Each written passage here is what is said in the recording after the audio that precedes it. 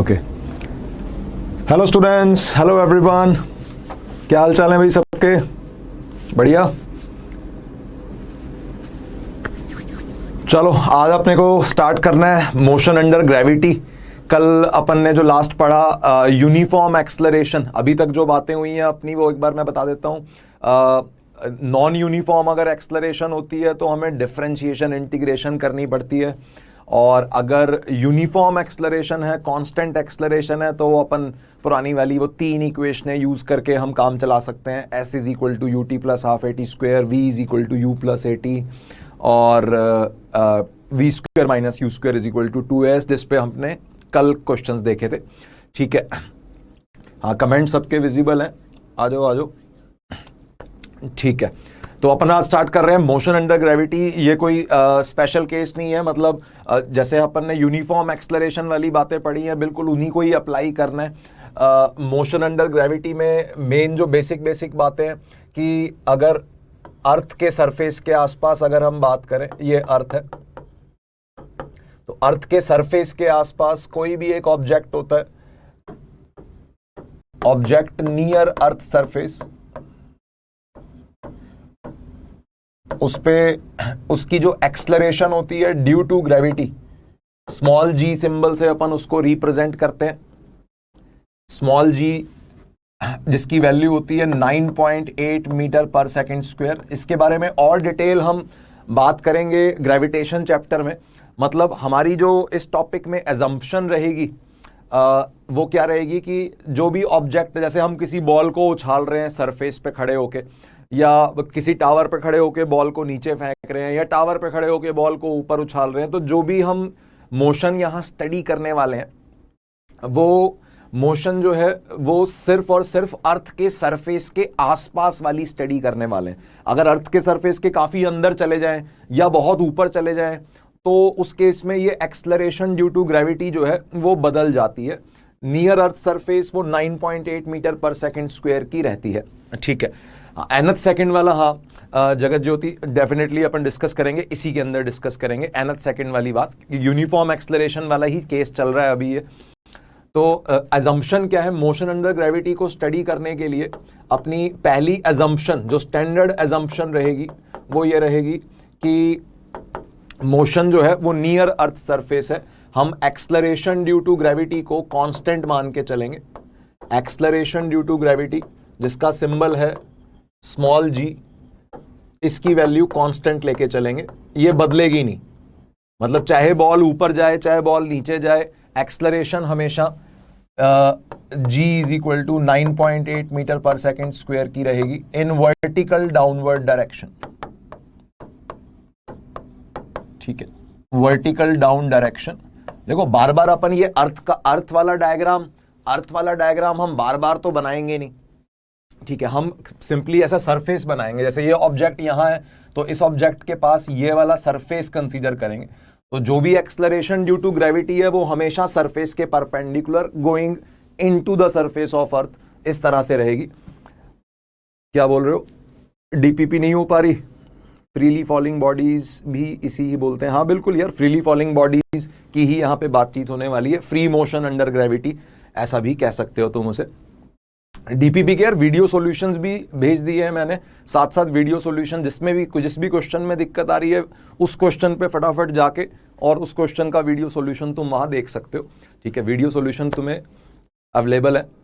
ठीक है, हाँ बिल्कुल। और दूसरी assumption Sumit Kumar, yes, second assumption अपनी रहेगी कि हम एयर की वजह से कोई फोर्स कंसीडर नहीं करने वाले। जब तक क्वेश्चन में मेंशन ना हो तो हम हवा की वजह से कोई फोर्स कंसीडर नहीं करेंगे।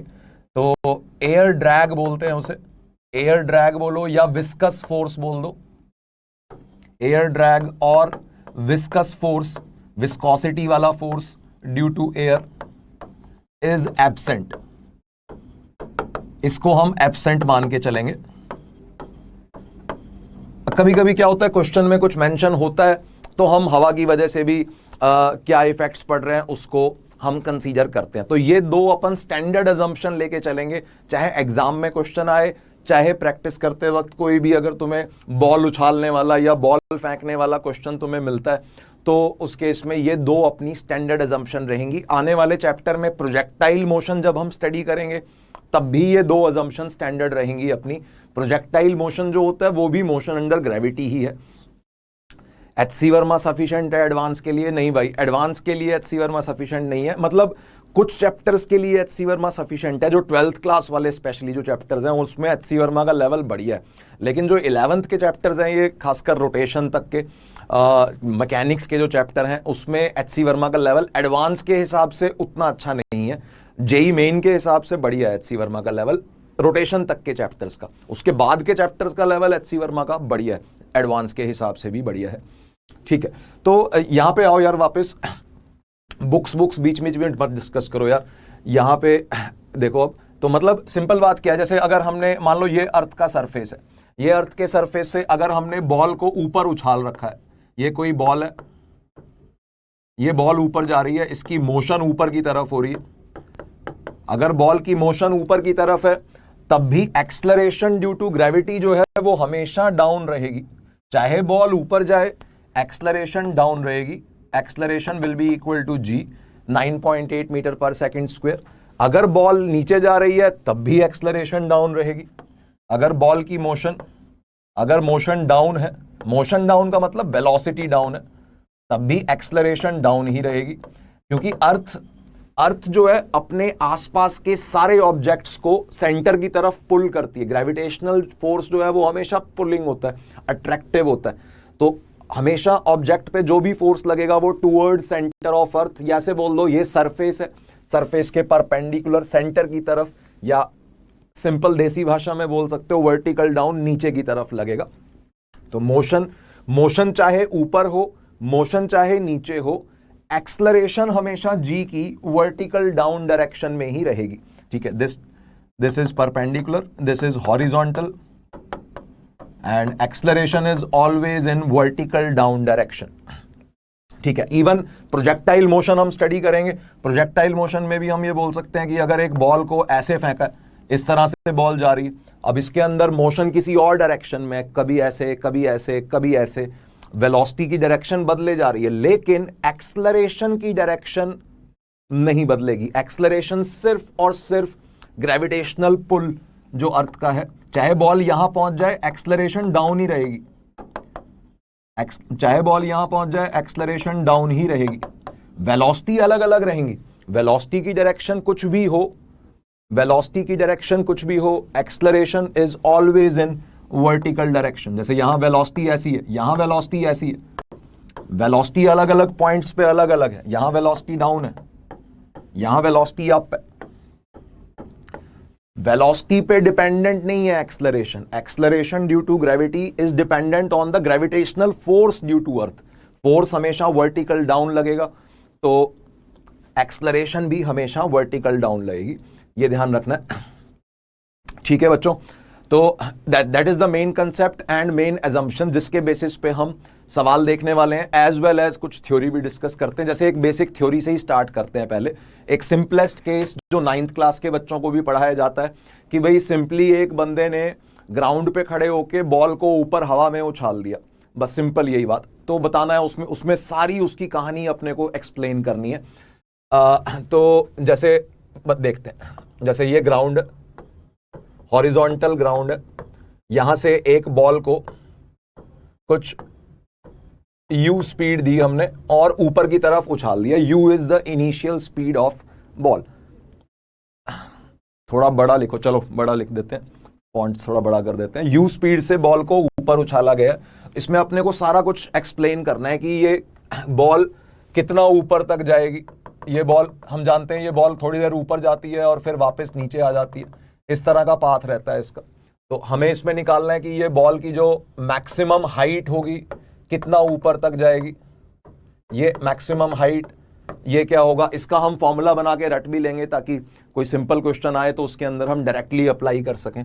सिमिलरली अगर इस इनिशियल पोजीशन को ए बोल दें, इस टॉप मोस्ट पोजीशन को बी बोल दें, तो जो ए पोजीशन से बी पोजीशन तक पहुंचने का जो टाइम लगेगा, time from A to B, that is called as time of ascent. Ascent मतलब बेसिकली बॉल बॉल को ऊपर जाने में कितना टाइम लग रहा है, that is time of ascent. इसका हम फॉर्मूला निकालने वाले हैं। Time from topmost position से वापस ए पोजीशन पे आने में, बी से ए पोजीशन में आने में जो टाइम लगेगा वो टाइम ऑफ डिसेंट कहलाया जाता है। टाइम ऑफ डिसेंट मतलब नीचे उतरने का टाइम, बॉल के नीचे उतरने का टाइम कितना होगा वो हम निकालेंगे। हेंस इन दोनों की टोटल एडिशन जो हो जाएगी वो हो जाएगा टोटल टाइम ऑफ फ्लाइट। ये सब चीजें हमें डिराइव करनी है या एक क्वेश्चन की तरह से इसको ट्रीट करना है। देखो ये बातें अगर समझ में आएंगी तभी क्वेश्चन समझ में आएगा। तो टोटल टाइम ऑफ फ्लाइट, ऊपर जाके नीचे आने में जो टोटल टाइम ऑफ फ्लाइट होगा, ऑब्वियसली इन दोनों की एडिशन होगा, कैपिटल टी सिंबल दे देते हैं उसको, वो कितना होगा। ठीक है, ये सारी बातें हमें डिस्कस करनी है। बच्चों को फॉर्मूले याद भी है, ठीक है, याद है, बहुत बढ़िया बात है। लेकिन फॉर्मूलों से ज्यादा इंपॉर्टेंट यार यहाँ पे है ना एनालिसिस का तरीका है, क्योंकि डायरेक्टली फॉर्मूला बेस्ड क्वेश्चंस जो हैं वो एग्जाम में नहीं आते। तुम भी जानते हो यार, जेई मेन जो है अच्छे सवाल पूछता है। डायरेक्टली फॉर्मूला बेस्ड क्वेश्चन 25 में से 1-2 क्वेश्चन होते हैं जो बहुत सिंपल होते हैं। बहुत ज्यादा सिंपल क्वेश्चंस जेई मेन में नहीं आते। मेडिकल एग्जाम में तुम बोल सकते हो 45 सवाल आते हैं, उसमें से लगभग 25 क्वेश्चन जो होते हैं बेहद आसान होते हैं। 25-30 क्वेश्चन डायरेक्टली फॉर्मूला बेस्ड या डायरेक्ट कंसेप्ट बेस्ड होते हैं। बट जेई मेन में ऐसा नहीं होता, और जेई एडवांस में तो कतई नहीं होता ऐसा। तो अपने को एनालिसिस करना आना चाहिए, किस तरह से हम ये चीजें फाइंड करेंगे। जिस तरह से ये चीजें फाइंड करेंगे उसी तरह से मुश्किल सवालों में भी हम काम करेंगे। ठीक है, तो स्टार्ट करते कैसे हैं इसको। देखो, जब भी हमें मोशन अंडर ग्रेविटी को कंसीडर करना है, सबसे पहले एनालिसिस का तरीका क्या है। स्टेप वन तुम हमेशा स्टार्टिंग अपने पसंद का वैसे ओरिजिन पिक कर सकते हो। सबसे पहले हमें एक्स एक्सिस चाहिए होती है। अगर स्ट्रेट लाइन मोशन है तो अपने पसंद की एक एक्स एक्सिस पिक करनी होती है और अपने पसंद का एक ओरिजिन पिक करना होता है। तो हमारी पसंद जनरली क्या रहती है कि जहां से मोशन स्टार्ट हुई है ना, हम उसको ओरिजिन मान लेते हैं। जैसे ए पॉइंट से मोशन स्टार्ट हो रही है तो ए पॉइंट को ओरिजिन मान लेते हैं। और अपवर्ड को भी पॉजिटिव डायरेक्शन मान सकते हो तुम, चाहो तो डाउनवर्ड को भी मान सकते हो। तो स्टेप वन क्या है थॉट प्रोसेस का, choose origin and x axis, origin and x axis as per your choice. तुम्हारी चॉइस है, तुम किस डायरेक्शन को पॉजिटिव मान रहे हो और किस पॉइंट को ओरिजिन मान रहे हो। सबसे पहली चीज ये है। तो लेट्स से यहां पे अपन मान लेते हैं, लेट्स से ये जो ए पॉइंट है इस मोशन में ये ओरिजिन है, एंड अपवर्ड डायरेक्शन जो है लेट्स से ये पॉजिटिव एक्स एक्सिस है। ठीक है, ये मतलब ये काम है ना, लिखना नहीं होता अपने को, ये अपने को दिमाग में सोचना होता है कि हमने किसको ओरिजिन माना और किसे पॉजिटिव एक्स एक्सिस माना। स्टेप 2, उसके बाद करना क्या, उसके बाद जैसे अब मोशन कंसीडर करनी है तो मोशन कौन सी मोशन कंसीडर करनी है। तुम इस बॉल की ए से बी वाली अपवर्ड मोशन कंसीडर कर रहे हो, सिर्फ ये सोचना है, या फिर downward B to A consider कर रहे हो ये सोचना है, या फिर पूरी कंप्लीट भी कर सकते हो, A to B to A complete motion भी कंसीडर कर सकते हैं क्या। सोचो, क्या अपवर्ड और डाउनवर्ड मोशन कंबाइंड कंसीडर कर सकते हैं। हाँ कर सकते हैं। क्यों कर सकते हैं, क्योंकि अभी अभी मैंने बताया कि चाहे बॉल ऊपर जाए चाहे बॉल नीचे जाए, एक्सलरेशन जो है वो हमेशा डाउनवर्ड रहती है। तो अब अगर एक्सलरेशन हमेशा डाउनवर्ड है तो बॉल ऊपर जा रही हो चाहे नीचे जा रही हो, एक्सलरेशन कांस्टेंट है, तो हम कंबाइंड मोशन में भी अपनी 3 इक्वेशंस ऑफ मोशन लगा सकते हैं। ठीक है, तो स्टेप 2 में क्या है, मोशन डिसाइड करो। मोशन जैसे मान लो हम मोशन डिसाइड कर रहे हैं फ्रॉम ए टू बी, ए से बी तक की मोशन में एक लिस्ट बना लो। सबसे पहले क्या क्या बातें हमें पता है, और वो भी विद साइंस, प्रॉपर साइंस के साथ। जैसे इनिशियल वेलोसिटी ए पॉइंट पे कितनी है, वो है +u। इनिशियल वेलोसिटी हमें दे रखी है +u। ठीक है, जब ये ball top most point B पे पहुंच जाएगी तो देखो अपन ने कल भी बात करी थी, जब बॉल कोई भी पार्टिकल स्ट्रेट लाइन मोशन में वापस आता है तो टॉप मोस्ट पॉइंट पे या जिस पॉइंट पे वो अपनी डायरेक्शन चेंज करता है वहां पे वेलोसिटी 0 होती है। तो फाइनल वेलोसिटी इस केस में 0 है ए से बी तक की मोशन में। ठीक है, और उसके अलावा हमें क्या पता है, जब ये बॉल ए से बी जा रही है तो एक्सलरेशन पता है, एक्सलरेशन इज -g। माइनस क्यों, एज पर योर चॉइस, ये तुम्हारी चॉइस है। अगर तुमने डाउनवर्ड को पॉजिटिव मान रखा है तो यहां प्लस जी लिखेंगे। भाई एक्सलरेशन हमेशा डाउन होती है, acceleration due to gravity is always in downward direction. तो यहां पे हमने अपवर्ड को पॉजिटिव मान रखा है तो इसलिए माइनस जी। अगर तुम डाउनवर्ड को पॉजिटिव मान रहे हो तो प्लस जी लिखोगे फिर यहां पे। अगर तुम डाउनवर्ड को पॉजिटिव मान रहे हो तो फिर यहां भी माइनस यू आ जाएगा, ये ध्यान रखना यार, ठीक है। अच्छा, और डिस्प्लेसमेंट जो है ए से बी तक की मोशन में, ए से बी तक की मोशन में डिस्प्लेसमेंट है ऊपर की तरफ, कितनी है? ये एच मैक्स के बराबर है, विच इज अवर क्वेश्चन। और टाइम कितना है? जो जो बातें हमें पता है हम वो लिख रहे हैं जस्ट अभी, और जो नहीं पता उनके आगे क्वेश्चन मार्क लगा रहे हैं। टाइम कितना है? ए से बी तक का टाइम पता नहीं, इसको टाइम ऑफ एसेंट कहते हैं। बॉल के ऊपर जाने का टाइम जो है that is time of ascent, t ascent बोल देते हैं इसे, विच इज अवर क्वेश्चन। तो हमें इंफॉर्मेशन यू पता है, वी पता है, ए पता है, डिस्प्लेसमेंट ये हमें निकालना है, टाइम हमें निकालना है। तो क्या करेंगे? वी यू और ए पता है, टी निकालना है तो v is equal to u plus a t लगा दो। वी यू ए पता है, s निकालना है तो v square minus u square. जैसे ही तुम ये लिस्ट बनाओगे ना, अपने आप तुम्हारे दिमाग में चमक जाएगा कि कौन सी इक्वेशन निकालनी है। जो भी जरूरत है उसके हिसाब से बात कर लेंगे। जैसे टाइम ऑफ एसेंट पूछा हुआ है तो हम बोल देंगे v is equal to u plus a t लगा देते हैं। v is equal to u plus a t लगाएंगे तो यहां से आ रहा है टाइम ऑफ, या v इज इक्वल टू 0 है, इज इक्वल टू u है प्लस u, एक्सलरेशन है माइनस जी, इनटू टाइम है टाइम ऑफ एसेंट। तो यहां से टाइम ऑफ एसेंट का फॉर्मूला तैयार हो गया, दैट इज u बाय जी। ठीक है, अगेन फॉर्मूला चाहे भूल जाओ कोई दिक्कत नहीं है, याद रहेगा तो अच्छी बात है, नहीं भी याद रहेगा तो भी कोई दिक्कत नहीं है, लेकिन ये एनालिसिस करने का तरीका समझ में आना चाहिए, क्योंकि यही एनालिसिस करने का तरीका अपना तगड़े सवालों में भी यूज होगा और इजी क्वेश्चंस में भी यही यूज होगा। ठीक है, तो टाइम ऑफ एसेंट का फॉर्मूला रेडी हो गया, याद रखना है, नहीं भी याद रहे कोई बात नहीं, एनालिसिस समझ में आना चाहिए। ठीक है, टाइम ऑफ एसेंट आ गया, ये टिक मार्क बढ़ा देते हैं इसको, कि बॉल को नीचे से ऊपर जाने में, टॉप मोस्ट पॉइंट पे जाने में टाइम लगेगा u बाय जी, और कितनी हाइट तक जाएगी वो भी निकल गया। s is equal to u t plus half a t square भी लगा सकते हो, या v square minus s is equal to v square minus u square upon 2a लगा रहा हूं। V square minus u square होता है 2as, तो s आ गया, तो वी स्क्वायर है 0 माइनस यू स्क्वायर है यू स्क्वायर अपॉन 2a की जगह 2 इंटू माइनस जी, ये बन रहा है यू स्क्वायर बाय 2g। ठीक है, तो this is the formula for H max, this is the formula for H max. अगर एक बॉल को u स्पीड से ऊपर उछालते हैं तो वो कितनी हाइट तक जाती है? You square by 2g। मनन चावला बोल रहा है गिव अस टाइम। ये यार मैं थ्योरी बता रहा हूं अभी, ये थ्योरी की बातें, क्वेश्चन बिल्कुल इसी स्ट्रेटजी से हम सॉल्व करेंगे, तब मैं टाइम दूंगा, बिल्कुल टेंशन ना लो। ठीक है, एक बच्चा बोल रहा है स्पीड इंक्रीज कीजिए, दूसरा बोल रहा है टाइम दो हमें सॉल्व करने का, मैं क्या करूं यार बताओ। ठीक है, चलो आराम आराम से करते हैं। देखो भाई, ठीक है, तो अपना 2 वेरिएबल ये एच मैक्स सॉल्व हो चुका है, फॉर्मूला भी याद रखना है, एनालिसिस तरीका भी याद रखना है, टाइम ऑफ एसेंट भी ये भी सॉल्व हो चुका है। अब देखो, जब ये बॉल बी पॉइंट पे पहुंच गई उसके बाद अब तुम्हारे पास 2 रास्ते हैं एनालिसिस करने के, या तो तुम बी से ए तक की जो ये डाउनवर्ड जर्नी है, केवल डाउनवर्ड जर्नी पे फोकस करके उसकी इक्वेशनें बनाओ, या फिर तुम कंप्लीट जर्नी की इक्वेशन भी बना सकते हो, ए टू बी टू ए की भी बना सकते हो। क्यों बना सकते हो? क्योंकि चाहे बॉल ऊपर जाए चाहे बॉल नीचे जाए, एक्सलरेशन चेंज नहीं होनी, एक्सलरेशन हमेशा डाउन डायरेक्शन में है। ठीक है, एक्सलरेशन का साइन भी नहीं चेंज होना और मैग्नीट्यूड भी नहीं चेंज होना, क्योंकि साइन तो हमारे पे डिपेंडेंट है ना, हमने किसको पॉजिटिव माना हुआ है, हमने तो अपवर्ड को पॉजिटिव माना हुआ है स्टेप 1 में। तो इस केस में एक सेकेंड, एक स्लाइड और ऐड कर लूं मैं।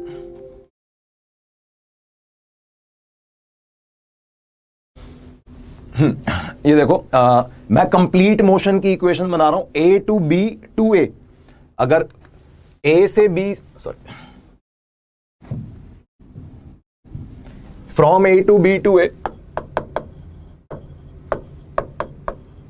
कंप्लीट मोशन, कंप्लीट मोशन को अगर देखें, बॉल ऊपर जाके नीचे आई, कंप्लीट मोशन के अंदर first of all initial velocity कितनी है? प्लस यू है, लिख देते हैं, इनिशियल वेलोसिटी है प्लस यू। लिस्ट बना रहा हूं फिर से, स्टेप 2 कर रहा हूं फिर से, एक्सलरेशन क्या है, माइनस जी है। चाहे बॉल ऊपर चाहे बॉल नीचे जाए, एक्सलरेशन हमेशा डाउनवर्ड डायरेक्शन में है, दैट मींस माइनस जी। ठीक है, टाइम ऑफ एसेंट बड़ा होता है, डिसेंट निकाल लेते हैं एक बार फॉर्मूला, देखोगे तुम इक्वल आएंगे वो। डिस्प्लेसमेंट, डिस्प्लेसमेंट के बारे में क्या हम जानते हैं, बॉल ए से शुरू हुई, बी पे गई, फिर वापस ए पे आ गई, इनिशियल पोजीशन पे ही वापस लौट आई, तो क्या हुआ, डिस्प्लेसमेंट हो गई जीरो। ध्यान से, कंप्लीट मोशन की लिस्ट बन रही है, ए टू बी टू ए। अच्छा, टाइम कितना होगा, टाइम ऊपर जाने का टाइम प्लस नीचे जाने का time, total time of flight लिख देते हैं ऐसे, capital T. Capital T is the total time of flight which I don't know, question mark. ठीक है, जो नहीं पता उसके आगे क्वेश्चन मार्क लगा लिया। कौन बचा, वी बचा। वी भी हमें नहीं पता भाई, बॉल जब ऊपर जाके वापस आएगी, तो जब वापस आ रही होगी यहां पे, तो उसकी कुछ फाइनल वेलोसिटी भी होगी, आई डोंट नो। ठीक है, ये भी सॉल्व हो जाएगी। ठीक है, जो जो बातें हमें पता थी वो हमने लिख ली। अच्छा, इसमें ना यहाँ पे कई बच्चे सोच रहे होते हैं कि सर ये बॉल वापस आके ग्राउंड पे आ जाएगी तो जीरो वेलोसिटी हो जाएगी। भाई ग्राउंड पे पहुंचने से जस्ट पहले की बात कर रहे हैं। ग्राउंड पे अगर बॉल टकरा गई तो उसके बाद क्या होगा, वो तो कोलिजन चैप्टर में पढ़ेंगे यार अपन की, कोलिजन के बाद क्या होता है, बहुत सारी चीजें होती हैं उसमें, coefficient of restitution, elastic in elastic, बड़े पंगे। लेकिन अपन ये जो वी वेलोसिटी मैंने फाइनल वेलोसिटी लिखी है जब बॉल वापस नीचे आई है, ये वी वेलोसिटी कौन सी है, ये ग्राउंड पे टच होने से जस्ट पहले वाली वेलोसिटी है, ये डाउन वाली। इसकी वैल्यू कितनी होगी निकालते हैं, देखते हैं क्या होगी। तो जो बातें मुझे पता थी मैंने लिख ली, जो नहीं पता थी उनके आगे क्वेश्चन मार्क लगा लिया। अब हमें u पता है, a पता है, s पता है, तो hence total time of flight फटाफट निकल जाएगा। कौन सी इक्वेशन लगेगी, वो अपने आप दिमाग में चमक गई। UAS पता है, t निकालना है, तो s is equal to ut plus half AT square लगा रहे हैं। s की वैल्यू है 0, u है, time of flight capital T, acceleration is minus g into t square. तो एक टी कॉमन निकल के जीरो में चला जाएगा, एक टी कॉमन निकल के जीरो में चला गया, और ये बच रहा है 0 is equal to u minus half g t, या यहां से टाइम ऑफ फ्लाइट आ रहा है, टोटल टाइम ऑफ फ्लाइट आ रहा है 2u बाई जी। ठीक है, याद रखने हैं ये फॉर्मूले। बॉल को ऊपर जाके नीचे आने में टोटल टाइम लगता है 2u by g. Acceleration minus g क्यों हुआ, क्योंकि हमने डायरेक्शन अपवर्ड को पॉजिटिव माना है भाई, और एक्सलरेशन डाउन होती है इसलिए माइनस जी हुआ। ठीक है, ठीक है भाई, तो टोटल टाइम आ गया, टोटल टाइम आ गया, और ऊपर चढ़ने का टाइम भी आ गया। बॉल के ऊपर जाने का टाइम क्या, u बाई जी, और टोटल टाइम ऊपर जाके नीचे आने का वो कितना है, 2u बाई जी। तो हेंस टाइम ऑफ डिसेंट आ रहा है, time of descent, time of descent will be total time of flight minus time of ascent, वो हो जाएगा u बाई जी। मतलब बॉल को ऊपर जाने में जो टाइम लग रहा है वही नीचे उतरने में भी टाइम लग रहा है, दैट इज u बाई जी। ठीक है, ओके, तो यहां से टाइम ऑफ फ्लाइट सॉल्व हो गया अपना। ये याद रखने हैं यार अपने को ये फॉर्मूले। ये वाली वेलोसिटी भी सोच सकते हैं हम, ये वेलोसिटी कितनी हो जाएगी, ये वाली वेलोसिटी सोचने के लिए v is equal to u plus AT लगा दो इसी लिस्ट में। तो यहां से आ रहा है v is equal to u की जगह u, एक्सलरेशन की जगह माइनस जी, एंड टाइम की जगह ये वाला टाइम 2u बाई जी। तो फाइनल वेलोसिटी जो आ रही है a से b से a तक की मोशन में, जो फाइनल वेलोसिटी आ रही है वो है माइनस u। आयुष कह रहा है नीचे भी तो आ रहा है सर, उस टाइम g पॉजिटिव होगा। यार वही मैंने बोला, positive negative is our choice, हमारी चॉइस है, हमने स्टेप 1 में डिसाइड कर दिया।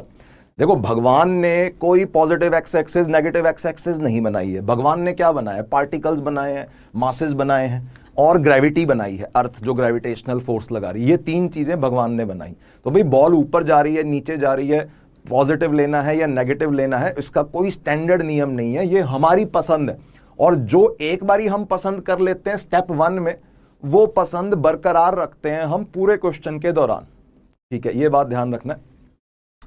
ठीक है, तो फाइनल वेलोसिटी माइनस यू आ रही है, फाइनल वेलोसिटी माइनस यू का मतलब, माइनस का मतलब हमारी पसंद की गई डायरेक्शन के हिसाब से ये माइनस आया है, तो this minus means down, this minus means down, and obviously ball जब नीचे आएगी, देखो जब बॉल ए से बी पे टहल के और वापस नीचे आ रही होगी तो फाइनल वेलोसिटी डाउन है और इसकी वैल्यू u के बराबर, मतलब जिस स्पीड से हम बॉल को ऊपर उछालते हैं उसी स्पीड से बॉल वापस हमारे हाथों में आके कैच आती है। तो ये ध्यान रखना है अपने को। तो जो बातें याद रखने वाली हैं वो है टाइम ऑफ एसेंट, ऊपर चढ़ने का time, that is u/g। Maximum height, important formula u²/2g याद रखना है, और टोटल टाइम 2u/g।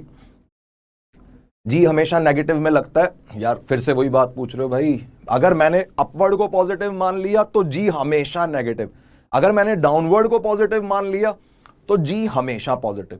अब अपवर्ड को लेना है या डाउनवर्ड को लेना है वो तुम्हारी चॉइस है। जनरली जो किताबों में सॉल्यूशंस लिखे होते हैं उसके अंदर मोशन की डायरेक्शन को पॉजिटिव मान के लिखे होते हैं, ठीक है।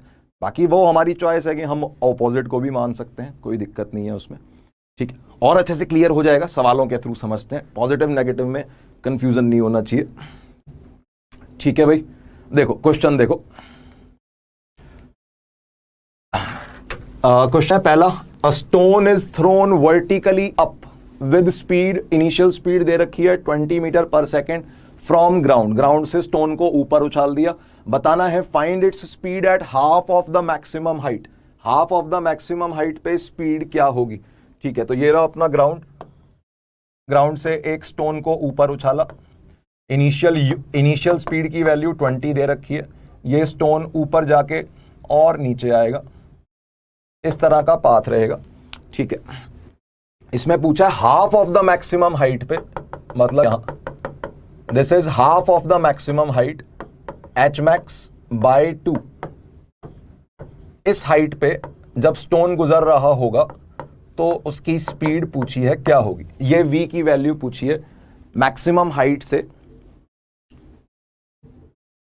हाँ तो कैसे करेंगे यार इसको, मतलब अब बीच रास्ते में स्पीड पूछ ली, अब कोई फॉर्मूला हमारा काम नहीं करेगा यहाँ पे, एनालिसिस जैसे हमने पहले किया बिल्कुल वैसे ही।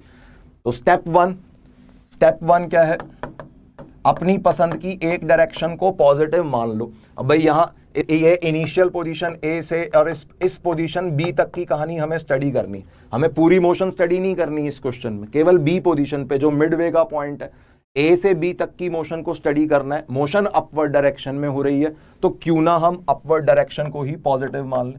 ये जो स्टेप 1 होता है ना यार, ये मन ही मन करने का काम होता है, लिखने की जरूरत नहीं, बस लिख मैं इसलिए रहा हूं ताकि तुम्हें दिमाग में रहे, हमेशा ये काम करना है, ठीक है। स्टेप 2, उसके बाद क्या करना है, जिस भी मोशन पे क्वेश्चन है, मिड पॉइंट पे स्पीड पूछी है तो मिड पॉइंट तक की मोशन हम कंसीडर करेंगे और उसकी एक लिस्ट बनाएंगे फ्रॉम ए टू बी। ये बी कौन है, बी है मिड पॉइंट हेयर, ए से बी तक की मोशन की लिस्ट बना रहा हूं एक। इनिशियल वेलोसिटी कितनी है, वो है +20, वही अपनी मानी गई डायरेक्शन पे स्टिक रहना है भाई सबको, जो अपवर्ड को पॉजिटिव माना है तो initial velocity upward 20, final velocity v हमें निकालना है, यही हमारा क्वेश्चन है, इसी पे हमारा सारा ध्यान है। और क्या क्या पता है, एक्सलरेशन इस a से b तक की जर्नी में 10√2, ठीक है देखते हैं। डिस्प्लेसमेंट कितनी है, डिस्प्लेसमेंट है h_max/2, h_max को निकालने की लोड नहीं है अब अपने को, क्योंकि h_max का हम ऑलरेडी फॉर्मूला रट चुके हैं। तो h_max कितना होता है u²/2g, जिसका /2 करना है। तो u भी दे रखा है यहाँ पे 20 का स्क्वायर /2, g को 10 ले रहा हूं मैं इजी कैलकुलेशन के लिए, दिया भी हुआ है g = 10, 9.8 को अप्रोक्सीमेटली 10 लेके चल रहे हैं /2, तो ये बन रहा है 400/4, दैट इज 100/10, 10 बन रहा है। पॉजिटिव लेंगे या नेगेटिव, तो डिस्प्लेसमेंट ए से बी की ऊपर की तरफ हो रही है, ऊपर को ही पॉजिटिव माना हुआ है तो +10, ठीक है। डिस्प्लेसमेंट हमें पता है, u पता है, s पता है, v निकालना है, और क्या पता है, एक्सलरेशन पता है -g डाउनवर्ड डायरेक्शन में, तो a भी पता है, टाइम पता नहीं, आई डोंट नो, ठीक है। क्वेश्चन ये है, तो हमें गिवन क्या क्या है, u, s और a गिवन है, v निकालना है, हैंस खत्म हो गया क्वेश्चन। v² - u² = 2as, यहां से अपना v सॉल्व हो जाएगा, तो v² - u² = 2 into acceleration is -10, displacement is +10, ये बन रहा है v² - 400 इज इक्वल टू -200, तो v स्क्वेयर आ रहा है 200 10√2। हाँ, मैक्सिमम बच्चों का यही आंसर है, बहुत सही। √200 बोलो या 10√2 बोलो, एक ही बात है। This is the speed of ball at mid point या half of the maximum height, ठीक है। ±10√2 बोलो, क्योंकि यहां रूट लिया है अपन ने, ±10√2 कह दो इसको, ज्यादा बेटर है। अगर वेलोसिटी की बात करें तो वेलोसिटी इज ±10√2 मिड पॉइंट पे। प्लस माइनस क्यों लगा रहा हूं प्लस माइनस? क्योंकि भाई एक बारी बॉल ऊपर जाते वक्त मिड पॉइंट से गुजरेगी और एक बारी लौटते वक्त भी तो गुजरेगी यहां से। तो जब ऊपर जाते वक्त बी पॉइंट से गुजरेगी तो +10√2 की वेलोसिटी होगी, जब नीचे आते वक्त गुजरेगी तो -10√2 की वेलोसिटी होगी। ऑल्दो स्पीड पूछा था तो स्पीड का आंसर हो जाएगा, स्पीड तो मैग्नीट्यूड है, तो वो आंसर है 10√2 मीटर पर सेकेंड। ठीक है, इजी क्वेश्चन है, आई होप चमक गया होगा सबको। ठीक है भाई, हाँ स्पीड तो हमेशा पॉजिटिव लिखते हैं, बिल्कुल। स्पीड का आंसर 10√2 है, वेलोसिटी इज ±10√2। अगर वेलोसिटी पूछते तो दोनों आंसर होते हैं हमारे ±10√2, बिल्कुल। ठीक है, आगे देखो अगला सवाल। अगले में देखो, अब बॉल को है ना ग्राउंड से नहीं उछाल रहे, देखो क्या है, लैंग्वेज पढ़ो एक बार।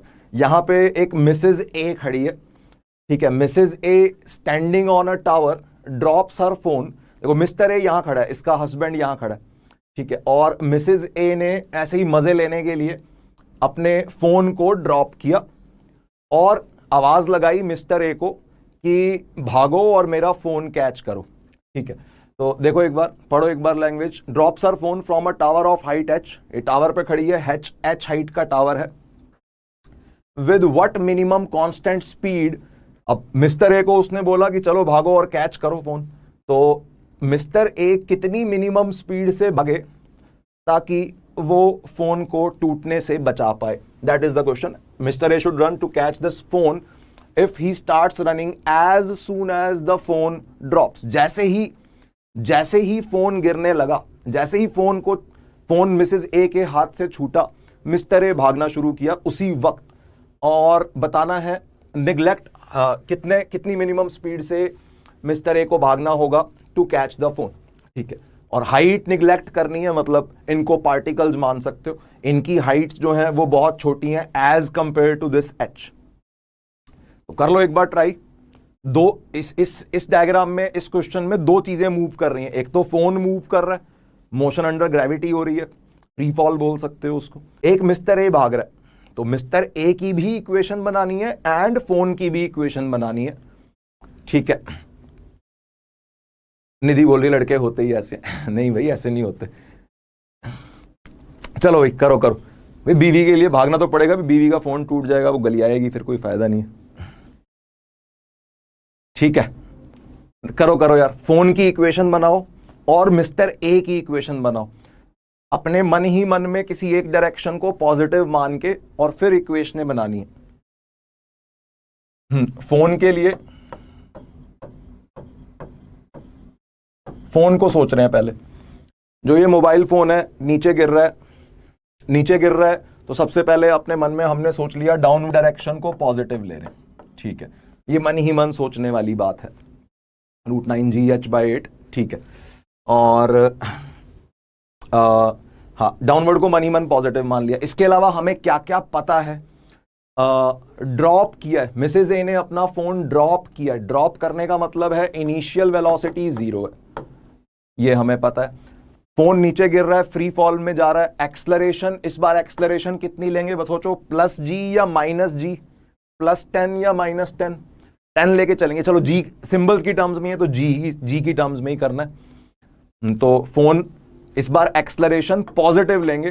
क्यों पॉजिटिव लेंगे? क्योंकि हमने डाउनवर्ड को पॉजिटिव मान लिया। देखो प्लस माइनस का कोई रूल नहीं है, तुम्हें सोचना है, ये एग्जाम में बैठ के या प्रैक्टिस करते वक्त तुम्हें सोचना है कि तुम किस डायरेक्शन को पॉजिटिव मान रहे हो यार। अगर तुमने डाउनवर्ड को पॉजिटिव मान लिया है तो एक्सलरेशन +g, अपवर्ड को पॉजिटिव माना है तो एक्सलरेशन को -g, ठीक है। तो एक्सलरेशन इज +g, एंड और क्या क्या पता है हमें, डिस्प्लेसमेंट पता है, देखो फोन नीचे गिरेगा तो डिस्प्लेसमेंट h के बराबर है, displacement is plus h, plus minus का ध्यान रखना है बच्चों, डाउनवर्ड डिस्प्लेसमेंट हो रही है फोन की, downward displacement, downward he positive, s is plus h, बाकी हमें कुछ नहीं पता, तो u, a और s पता है, बस जो बातें पता थी हमने वो लिख ली।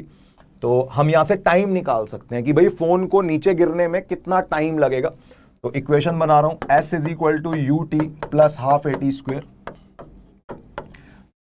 फोन की डाउनवर्ड जर्नी में जो टाइम लगेगा वो यहां से सॉल्व हो जाएगा, h is equal to u की वैल्यू 0 है plus half g time square, तो यहां से टाइम आ रहा है फोन के नीचे गिरने का √2h/g, ठीक है, तो इतने टाइम में फोन नीचे गिर जाएगा। अच्छा, इसका मतलब अब मिस्टर ए को इस टावर तक पहुंचना होगा किसी भी तरह से, इस टाइम से पहले पहुंचना होगा ताकि वो फोन को कैच कर ले आराम से। अब मिस्टर ए पे फोकस करो, मिस्टर ए के लिए क्या है भाई, मिस्टर ए कांस्टेंट स्पीड से भाग रहा है, with what minimum constant speed mister A should run, तो कांस्टेंट स्पीड से अगर भाग रहा है तो वो बचपन वाली इक्वेशन अपने distance is equal to speed into time लगा सकते हैं। मिस्टर ए को जो टाइम लगेगा, इसको थोड़ी देर के लिए T1 कह दो, ठीक है, ये T1 टाइम कह दो, फोन के नीचे गिरने का टाइम है T1, और मिस्टर ए का जो टाइम होगा उसको T2 कह दो। ये टाइम T2 कौन सा है, ये टाइम T2 है टू रीच द टावर या foot of the tower, tower तक पहुंचने में मिस्टर ए को जो टाइम लगेगा दैट इज T2। वो टाइम कितना होगा, सिंपली डिस्टेंस अपॉन स्पीड कर सकते,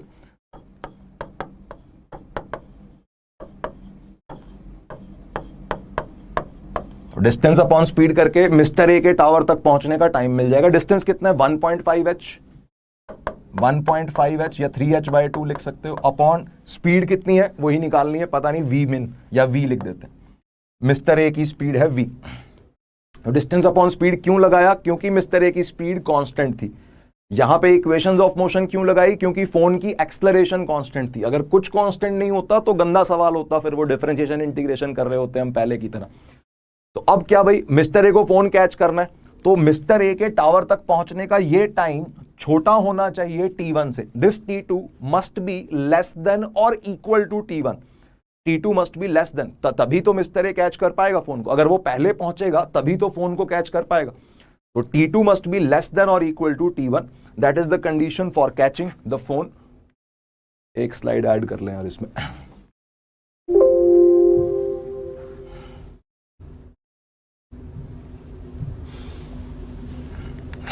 तो for catching the phone, sorry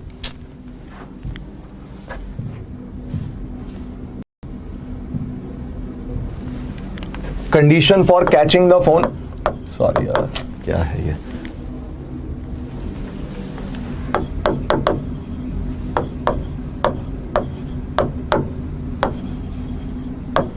catch करने की कंडीशन क्या है, मिस्टर ए को पहले पहुंचना होगा,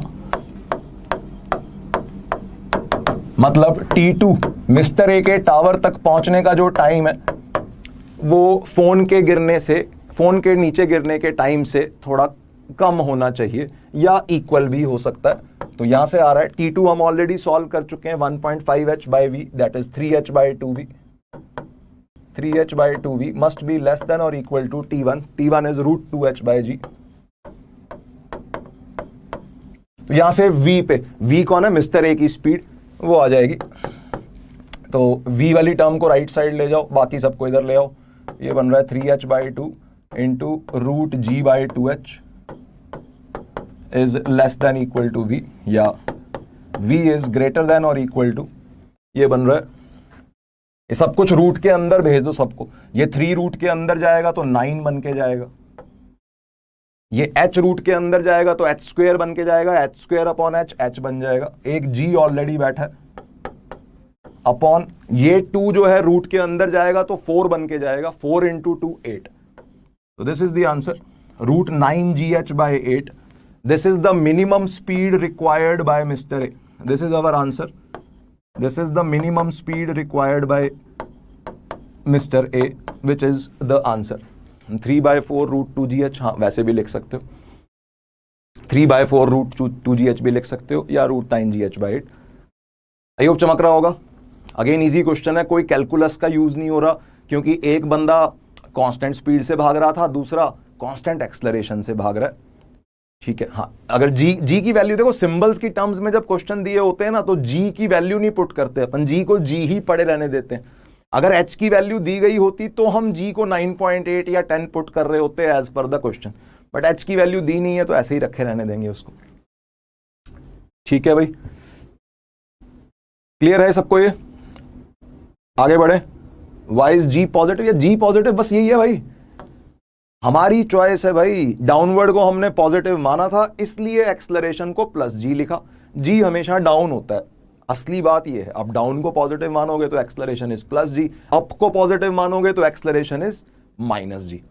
ठीक है भाई, चलो आगे देखो, डिफिकल्टी लेवल धीरे धीरे बढ़ाते हैं। इजी थे ये क्वेश्चंस। नेक्स्ट देखो, a ball is thrown vertically up with speed 25 metre पर सेकेंड। कहीं से बॉल को ऊपर उछाल दिया, 25 मीटर पर सेकेंड की स्पीड है, और बताना है एवरेज स्पीड बतानी है during t equal to 2 to t equal to 4 second. 2 से 4 सेकेंड के बीच में एवरेज स्पीड पूछी गई है। एवरेज स्पीड कौन था यार? एवरेज स्पीड था डिस्टेंस अपॉन टाइम। डिस्टेंस निकालना है मतलब यहां पे। अब देखो वो डिस्टेंस वाला फिर से पंगा आ गया। डिस्टेंस जो है ना, उसका कोई फॉर्मूला ही नहीं होता। डिस्टेंस जब तक नहीं निकलेगा तो एवरेज स्पीड नहीं निकलेगी, और डिस्टेंस का कोई फॉर्मूला है नहीं, मतलब हमें पाथ का अंदाजा लगाना पड़ेगा। ठीक है, तो 25 मीटर पर सेकेंड की स्पीड से बॉल को उछाला है और 2 से 4 सेकेंड के बीच में एवरेज स्पीड पूछी गई है। ठीक है, तो सबसे पहले देखो, यहां मान लो ये बॉल है अपनी, इसको उछाला गया है, u is equal to 25 given है। बॉल ऊपर जाके और नीचे आएगी। ठीक है, ये हम जानते हैं। अच्छा, टॉप मोस्ट पॉइंट पे ये बॉल जो है अपने टॉप मोस्ट पॉइंट पे कितनी देर में पहुंचेगी, इसका हमें फॉर्मूला पता है, हमने अभी अभी डिराइव भी किया उसे, कि भाई ऊपर बॉल के अपवर्ड जर्नी का जो टाइम होता है वो कितना होता है, u/g होता है। तो u अपने को पता है, g की वैल्यू 10 लेने के लिए कहा जा रहा है, तो u/g की वैल्यू जो है यहां पे टॉप मोस्ट पॉइंट पे बॉल कितनी देर में पहुंचेगी, u/g टाइम पे पहुंचेगी। u इज 25, g इज 10, मतलब 2.5 सेकेंड्स में ये बॉल ऊपर पहुंचेगी।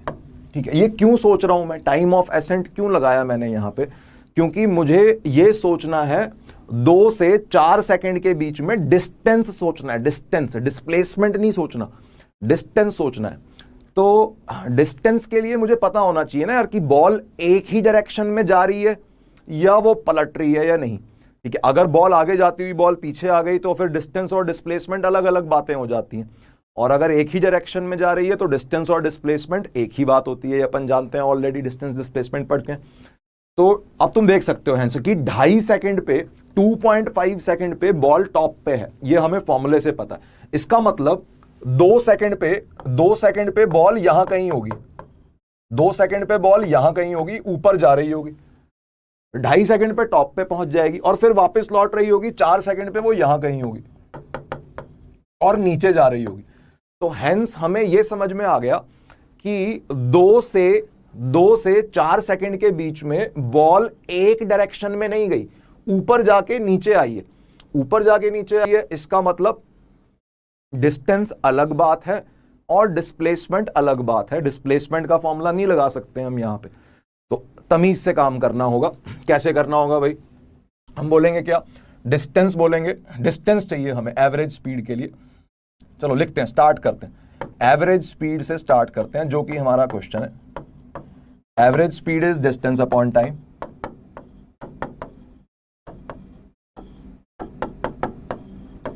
अच्छा, और डिस्टेंस कितना है, डिस्टेंस में पॉजिटिव नेगेटिव नहीं डालना, तो हम ये बोलेंगे 2 सेकंड से लेकर 2.5 सेकंड तक अपवर्ड ये वाला डिस्टेंस देखेंगे, ये अलग देखना होगा, और 2.5 से 4 सेकंड तक का ये डिस्टेंस अलग देखेंगे। तो हम बोलेंगे क्या, हमें तो डिस्प्लेसमेंट के फॉर्मूले पता है, तो हम बोलेंगे डिस्प्लेसमेंट फ्रॉम 2 सेकंड से 2.5 सेकंड, ये वाली डिस्प्लेसमेंट देखेंगे, इसका मैग्नीट्यूड देखेंगे, बस हमें प्लस माइनस से कोई मतलब नहीं है डिस्टेंस देखते वक्त। 2 से 2.5 सेकंड के बीच में जब ये बॉल ऊपर जा रही है, वो वाली डिस्प्लेसमेंट का मैग्नीट्यूड, पहला डिस्टेंस ये हो गया। और 2.5 से 4 सेकंड तक जब बॉल नीचे जा रही है तो वो वाली डिस्प्लेसमेंट का मैग्नीट्यूड अलग हो गया। डिस्प्लेसमेंट फ्रॉम 2.5 सेकंड से और 4 सेकंड के बीच में। ध्यान से देखो बच्चों, हमें फॉर्मूले डिस्प्लेसमेंट के पता है और डिस्प्लेसमेंट की मदद से ही हमारा डिस्टेंस निकल सकता है। एग्जैक्टली डिस्टेंस यहां डिस्प्लेसमेंट के बराबर है नहीं, क्योंकि बॉल पलट गई रास्ते में ऊपर वाले पॉइंट पे। तो 2 से 2.5 सेकंड तक का डिस्प्लेसमेंट अलग देखना होगा, उसका प्लस माइनस साइन नहीं सोचना। और 2.5 से 4 सेकंड तक की डिस्प्लेसमेंट अलग देखनी होगी, उसका भी प्लस माइनस नहीं सोचना, क्योंकि डिस्टेंस एक स्केलर क्वांटिटी है। दोनों के मॉड को, मैग्नीट्यूड्स को ऐड करेंगे तो ये बन जाएगा डिस्टेंस अपॉन टाइम। समझो इसको आराम से। आंसर 10/25/4। लेट्स चेक करते हैं, मेरे को रटा नहीं हुआ यार आंसर यार। अच्छा, अब ये कैसे निकालें यार? यहां तक क्लियर है सबको? यहां तक सोचने वाला सवाल है, क्योंकि ये सब इतनी मेहनत इसलिए है भाई क्योंकि डिस्टेंस का फॉर्मूला नहीं है कोई, इसलिए हमारा दिमाग खर्च हो जाता है बहुत ज्यादा जब डिस्टेंस पे या एवरेज स्पीड पे क्वेश्चन आ जाता है। अच्छा, अब यहां पे देखो वो nth सेकंड वाली बात करूंगा। कई बच्चे क्या करते हैं यार, मैक्सिमम बुक्स में भी, मैक्सिमम टीचर लोग भी वो एक nth सेकंड का है ना डिस्प्लेसमेंट का फॉर्मूला रटवा देते हैं। उसको है ना रटने का कोई फायदा नहीं होता, क्योंकि वो कुछ भी क्वेश्चन आ सकते हैं। जैसे nth सेकंड का मतलब क्या होता है, पहले मैं ये समझाता हूं। जैसे कोई बोलता है कि चौथे सेकंड में डिस्प्लेसमेंट बताओ, तो चौथे सेकंड में डिस्प्लेसमेंट का मतलब क्या होगा? चौथा सेकंड है कौन? पहला सेकंड है 0 से 1, दूसरा सेकंड है 1 से लेकर 2 सेकंड, तीसरा सेकंड है 2 से 3, चौथा सेकंड है 3 से 4। तो 3 से 4 सेकंड की डिस्प्लेसमेंट का अगर तुम फॉर्मूला रट लोगे और सवाल कुछ और आ गया, जैसे यहां पे अब पंगे हो रहे हैं, यहां पे हमें 3 से 4 सेकंड या किसी 1 सेकंड के दौरान डिस्प्लेसमेंट नहीं चाहिए, देखो आधे सेकंड में डिस्प्लेसमेंट चाहिए, 2 से 2.5 सेकंड। तो nth सेकंड का फॉर्मूला है ना, कभी कभी किस्मत अच्छी हुई काम आ जाता है, लेकिन उसको रटने का सच कोई खास यूज होता नहीं है। तो अब ये कैसे करेंगे? 2 से 2.5 सेकंड के बीच की डिस्प्लेसमेंट निकालनी है और मॉड लेना है। तो हम इसको बोलेंगे, चलो इसको थोड़ी देर के लिए इक्वेशन 1 कह देते हैं। 2 से 2.5 सेकंड की डिस्प्लेसमेंट देखो, displacement from t is equal to 2 से लेकर t इज इक्वल टू 2.5 तक, ये जो डिस्प्लेसमेंट होगी ये कितनी होगी? ये होगी कि भाई 2.5 सेकंड तक की डिस्प्लेसमेंट, ये पूरी डिस्प्लेसमेंट माइनस ये वाली डिस्प्लेसमेंट। तो इसको बोल सकते हैं displacement up to 2.5 second minus displacement up to 2 second. बहुत आराम से करना होगा, लेंदी क्वेश्चन है, तमीज से करना होगा। और 2.5 सेकंड में डिस्प्लेसमेंट कितनी है? यहां से यहां तक की टोटल डिस्प्लेसमेंट। अब इसको दोबारा कैलकुलेट करने की जरूरत नहीं है, क्यों? क्योंकि 0 से लेकर 2.5 सेकंड तक की टोटल डिस्प्लेसमेंट कितनी है? वो तो मैक्सिमम हाइट अपने को फॉर्मूला पता है, u² बाई 2g। g को 10 ले रहा हूं कैलकुलेशन सिंपल रखने के लिए।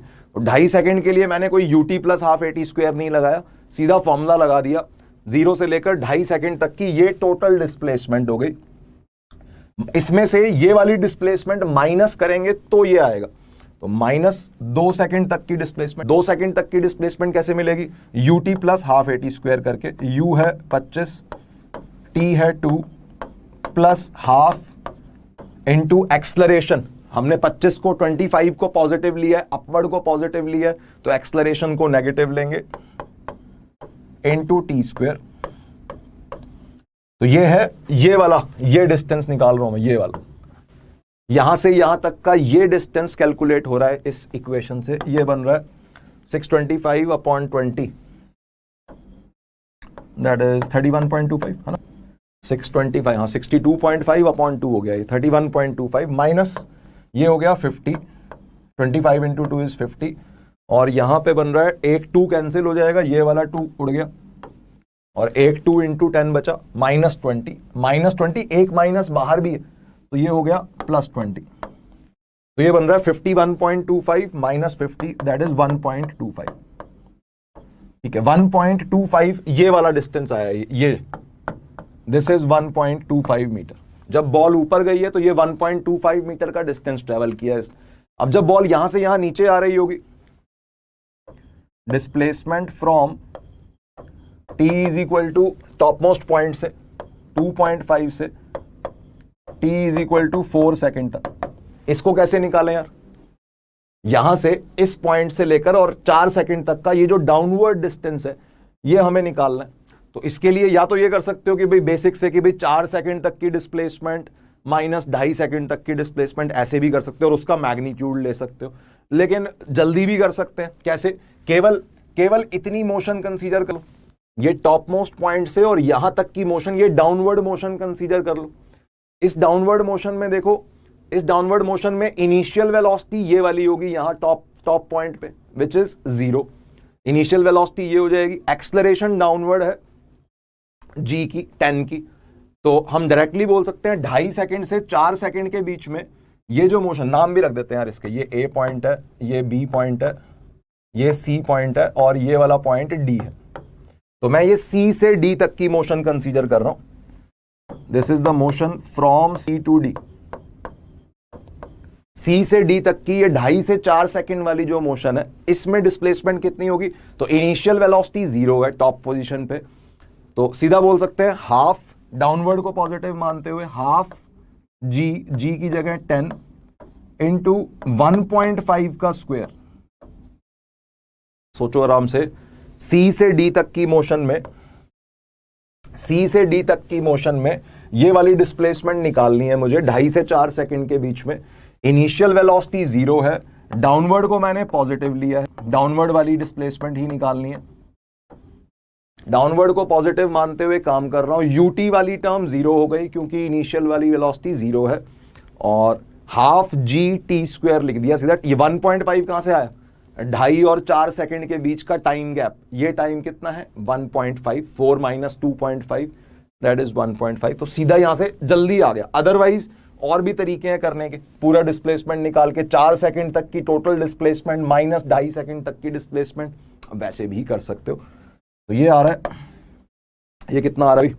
2 पॉइंट, ये हो जाएगा 15 का स्क्वायर 225 होता है, 2.25 इंटू 10 करोगे 22.5 का हाफ 11.25, बिल्कुल सही मदन चावला।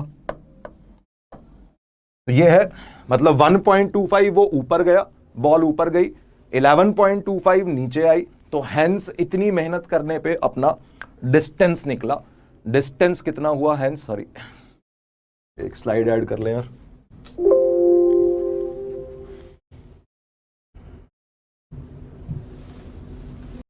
तो टोटल डिस्टेंस कितना हो? 1.25 अप, 11.25 डाउन, तो टोटल डिस्टेंस, सॉरी यार,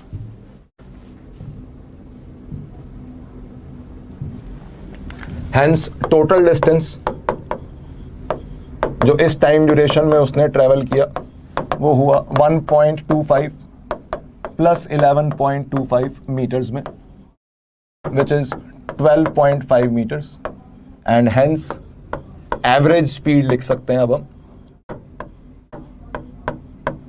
average speed can be written as 12.5 metre is the distance upon time कितना लेंगे? 2 सेकेंड, 2 से 4 सेकेंड के बीच में, t इक्वल टू 2 से t इक्वल टू 4 तक की कहानी हमने स्टडी की, तो 2 सेकेंड। तो आंसर आ रहा है 6.25 मीटर पर second. This is the answer. ठीक है, बिल्कुल बिल्कुल। 112.5 भी दिया कहीं उन्होंने, नहीं। ठीक है, तो मैं डिस्टेंस निकालना है यार, मेहनत भरा काम होता है, कोई शॉर्टकट भी नहीं है, कोई फॉर्मूला भी नहीं है डिस्टेंस का। ठीक है, और आते हैं सवाल इसके डिस्टेंस वाले। डिस्प्लेसमेंट अगर होती तो एवरेज वेलोसिटी अगर इस क्वेश्चन में कोई पूछता तो वो बेहद आसान काम था। एवरेज वेलोसिटी अगर पूछ रहे हैं तो हम सीधा बोल देते हैं भाई 4 सेकंड तक की डिस्प्लेसमेंट माइनस 2 सेकंड तक की डिस्प्लेसमेंट, सीधा फॉर्मूला लगा दो डिस्प्लेसमेंट का, तो वो 2 से 4 सेकंड की भी डिस्प्लेसमेंट आ जाएगी, और उसको डिवाइड बाय टाइम कर दो, डिस्प्लेसमेंट अपॉन टाइम से एवरेज वेलोसिटी बहुत जल्दी निकल जाती। बट एवरेज स्पीड तुमने देखा, खतरनाक सवाल हो गया। डिस्टेंस, जिसका अपन ने पहले भी एक क्वेश्चन किया था पिछली क्लासेस में, हमें चेक करना पड़ता है कि कहीं बॉडी पलट तो नहीं रही है, पार्टिकल स्ट्रेट लाइन में मूव करता हो, अगर पलट गया तो डिस्टेंस निकालना भारी काम है। डीपीपी में भी एक क्वेश्चन है, इसका मैंने डाला है, तो प्रैक्टिस करना उसको। ठीक है भाई, चलो बड़े आगे बढ़े।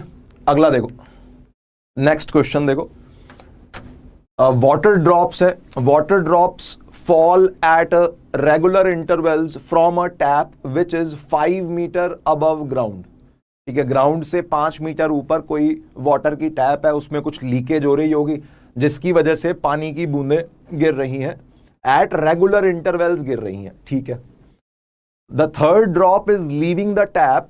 ध्यान से पढ़ना है स्टेटमेंट को, कंफ्यूजिंग होते हैं इस तरह के सवाल। The third drop is leaving the tap at the instant the first drop touches the ground. ठीक है, मतलब जब पहली बूंद गिरी टैप से, देखो आराम से समझो इसको।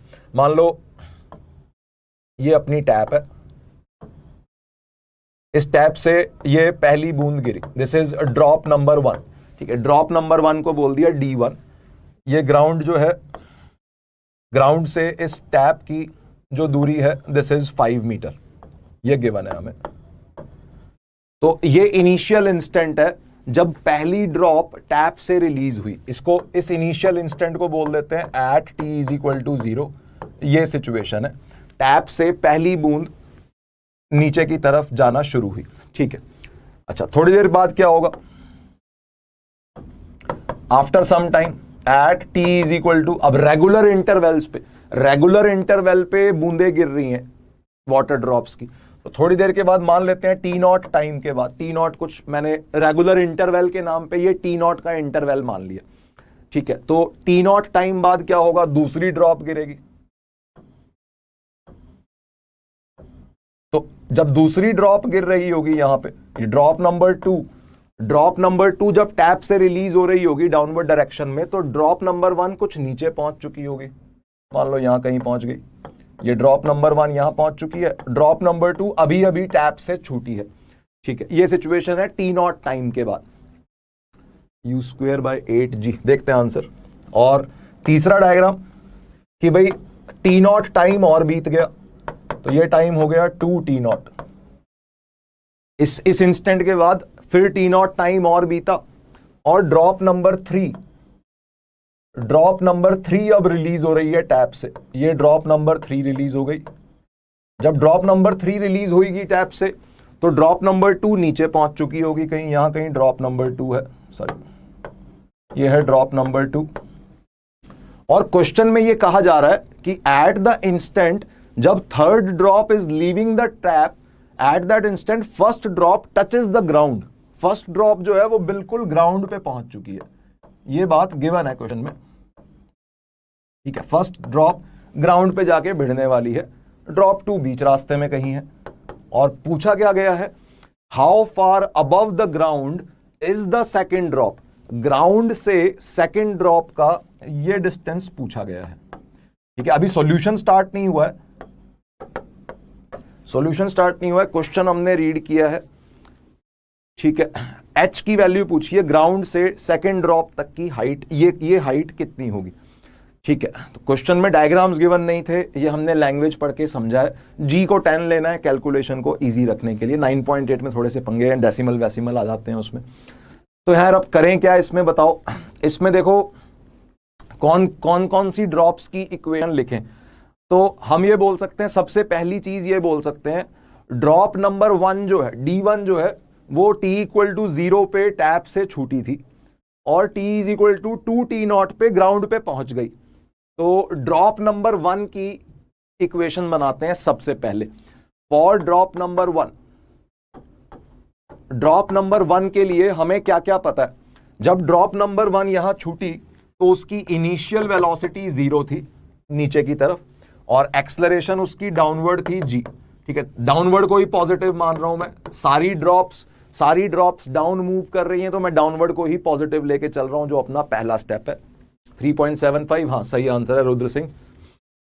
u is equal to 0, a equal to g से स्टार्ट हुई ये ड्रॉप, और 2T0 टाइम में ये ड्रॉप ग्राउंड में पहुंच गई। तो हम क्या बोलेंगे, और कितनी हाइट ट्रेवल की इसने डाउनवर्ड डायरेक्शन में, ये 5 मीटर की हाइट ट्रेवल की इसने। तो आई कैन से, मुझे s पता है, ड्रॉप नंबर 1 का s पता है 5, u पता है 0, एक्सलरेशन पता है 10 डाउनवर्ड डायरेक्शन में।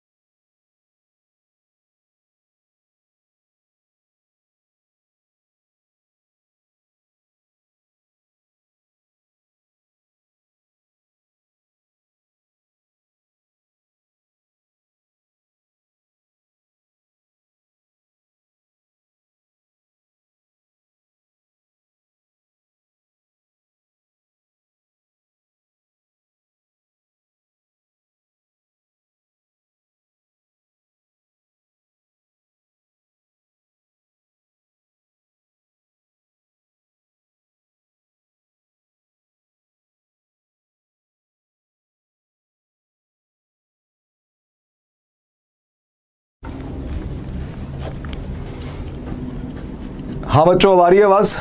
बैटरी खत्म हो गई थी सेल में।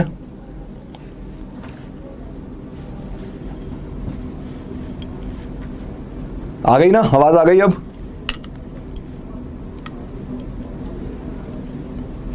लैग है बहुत तगड़ा ना, चैट तुम्हारी लेट मिल रही है मुझे। No voice now, all right, चलो बढ़िया।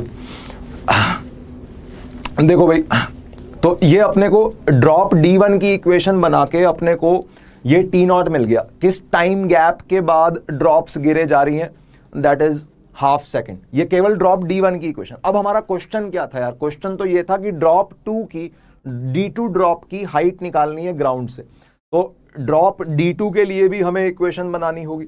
अब D2 के बारे में हमें क्या क्या पता है वो सोच लो। डाउनवर्ड को तो हमने पॉजिटिव मान ही रखा है, पहला स्टेप तो हमने किया हुआ है मन ही मन। D2 के बारे में क्या क्या पता है? D2 टैप से कब छूटी थी? ये ड्रॉप टैप से कब छूटी? T0 टाइम पे छूटी। और कब तक की मोशन कंसीडर करनी है? 2T0 की मोशन कंसीडर करनी है। तो कितने टाइम से ड्रॉप D2 की मोशन चल रही है? T0 से लेकर 2T0 टाइम गैप देखना है हमें। कितने टाइम से ड्रॉप D2 मोशन कर रही है? T0 टाइम से मोशन कर रही है। ठीक है, तो ड्रॉप D2 के लिए, फॉर ड्रॉप D2 ड्रॉप के लिए हमें क्या क्या पता है? इनिशियल वेलोसिटी पता है 0 है, फाइनल वेलोसिटी पता नहीं कितनी है। ठीक है, डिस्प्लेसमेंट, ड्रॉप D2 यहां से स्टार्ट हुई यहां पहुंची, मतलब ड्रॉप D2 की जो डिस्प्लेसमेंट है वो डिस्प्लेसमेंट हो जाएगी ये वाली। ये कितनी है भाई? ये है 5 - h। ड्रॉप D2 यहां से और यहां पहुंची है, 5 - h की डिस्प्लेसमेंट हुई है। तो ड्रॉप D2 के लिए अगर मैं s = ut + ½ at² लगाता हूं, बहुत ध्यान से काम करना है यहां पे, यहां मिस्टेक्स होती हैं बच्चों से। s की जगह क्या डालूंगा? ड्रॉप D2 5 - h की डाउनवर्ड डिस्प्लेसमेंट है, तो डिस्प्लेसमेंट की जगह डलेगा 5 - h = u की जगह 0 डल जाएगा। ड्रॉप 2 जब रिलीज हुई है तो भाई इनिशियल वेलोसिटी तो उसकी 0 ही है, तो u की जगह 0 हो जाएगा, प्लस ½ at² में डाउनवर्ड पॉजिटिव है, एक्सलरेशन को 10 लेंगे, g की वैल्यू 10, ½ at²। t की जगह क्या डालेंगे? t की जगह 2T0 नहीं डालना यहां पे। ड्रॉप D2 को मूव करते हुए उसकी मोशन स्टार्ट हुए कितना टाइम हुआ है? ये T0 टाइम पे वो मोशन स्टार्ट हुई है, 2T0 तक की हमें डिस्प्लेसमेंट कंसीडर करनी है। तो ये हो जाएगा 2T0 - T0 का होल स्क्वायर। बहुत ध्यान से देखो बच्चों, ये वाला पॉइंट यहां सिली मिस्टेक करते हैं बच्चे। ये ऊपर जो लिखे हैं ये टाइम इंस्टेंट्स हैं, यहां से यहां तक की डिस्प्लेसमेंट देखनी है हमें। T0 से 2T0 के बीच का time gap, that is T0। T0 की वैल्यू हमें पता है, ये उठा के यहां डाल देंगे हम। ठीक है, तो ये बन रहा है हाफ, तो ये बन रहा है, यहां से अपना आंसर आ रहा है 5 - h = ये हो गया ½ × 10 = 5 एंड T0 का स्क्वायर, T0 का स्क्वायर मतलब 1/2 का स्क्वायर, 1/4, 5/4, तो h आ रहा है 5 - 5/4, that is 15/4, 3.75 metres. This is the answer. Drop 2 की जो हाइट है, ड्रॉप 2 इस इंस्टेंट पे ग्राउंड से 3.75 मीटर पे इस वक्त है। ठीक है भाई,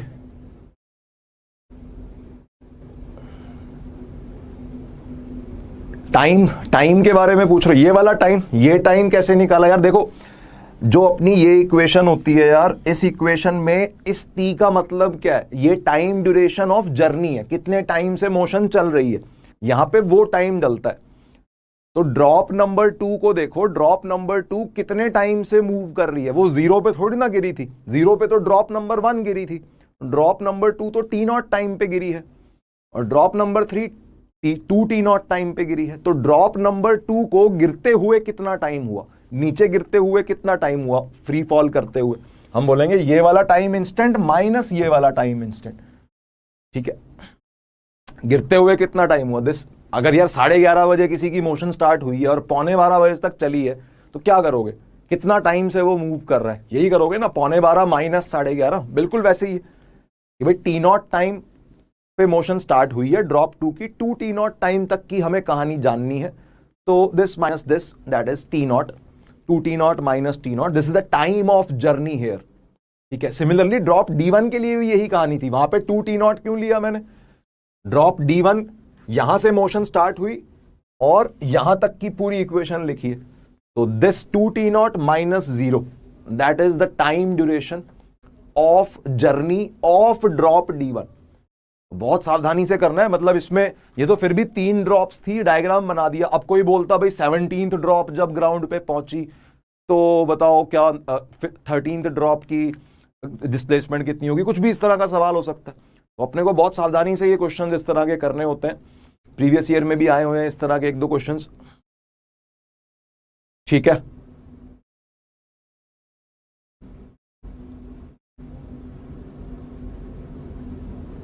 हाँ जेई में आया था लास्ट सेशन में, बिल्कुल बिल्कुल। चलो आगे आओ यार, पूरा क्वेश्चन रिपीट करने के लिए मत बोला करो यार चैट में ना, कोई जो पर्टिकुलर डाउट है किसी भी एक पॉइंट में, जहां भी तुम्हें दिक्कत आ रही है उस पॉइंट को छेड़ा करो। पूरा क्वेश्चन कैसे रिपीट करें यार, वो तो वीडियो रिकॉर्ड भी हो रही है, देख भी सकते हो तुम उसे, उसमें कोई चक्कर नहीं है। t0 वैल्यू रॉन्ग, रॉन्ग नहीं है भाई, सही है। 2t0 का स्क्वायर 1 है तो 2t0 भी तो 1 हो गया, दोनों साइड स्क्वायर रूट ले लो, t0 हाफ आ रहा है। ठीक है, चलो आगे आओ, अगला क्वेश्चन देखो। अ हॉट एयर बलून है कोई, a hot air balloon starts rising up from the ground with constant acceleration, with constant acceleration 1 metre per second square. एक हॉट एयर बलून ऊपर जा रहा है कांस्टेंट एक्सलरेशन से 1 मीटर पर सेकंड स्क्वायर से। After 10 seconds a stone is dropped from it, 10 second बाद उसके अंदर से स्टोन को ड्रॉप किया। देखो डायग्राम बना लेते हैं, यहां पे ये अपना ग्राउंड है, यहां पे कोई हॉट एयर बलून है, ये ऊपर चलना स्टार्ट हुआ है। ठीक है, स्टार्ट्स राइजिंग, स्टार्ट्स राइजिंग का मतलब मैं ये मानूंगा इसकी इनिशियल वेलोसिटी 0 है। स्टार्ट शब्द का मतलब अभी चलना स्टार्ट हुआ है, और ऊपर की तरफ इसकी एक्सलरेशन है, इसकी एक्सलरेशन अपवर्ड डायरेक्शन में 1 मीटर पर सेकंड स्क्वायर है। ठीक है, इस अब यार एक तो ना कई बच्चे ऐसे सोचते हैं कि सर आपने 1 ऊपर बनाई है, ग्रेविटी भी तो लग रही होगी नीचे। देखो फोर्सेस बहुत सारे लगते हैं, लेकिन किसी एक चीज की एक्सलरेशन एक ही होती है। मतलब इस 1 मीटर पर सेकंड स्क्वायर की अपवर्ड एक्सलरेशन के अंदर ग्राउंड या ग्रेविटी जो है ऑलरेडी इंक्लूडेड है इसके अंदर।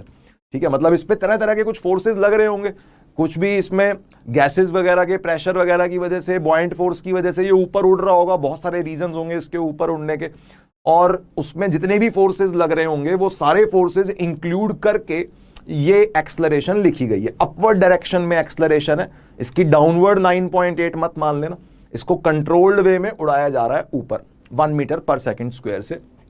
अच्छा, 10 सेकंड बाद बोल रहे हैं आफ्टर 10 सेकंड्स, आफ्टर 10 सेकंड ये कहानी है at t is equal to 0 की, t इक्वल टू 0 पे ये उड़ना स्टार्ट हुआ। 10 सेकंड बाद, 10 सेकंड बाद at t is equal to 10 second ये कुछ ऊपर पहुंच चुका है, यहां आ गया मान लो, ये हॉट एयर बलून कुछ ऊपर आ चुका है 10 सेकंड बाद।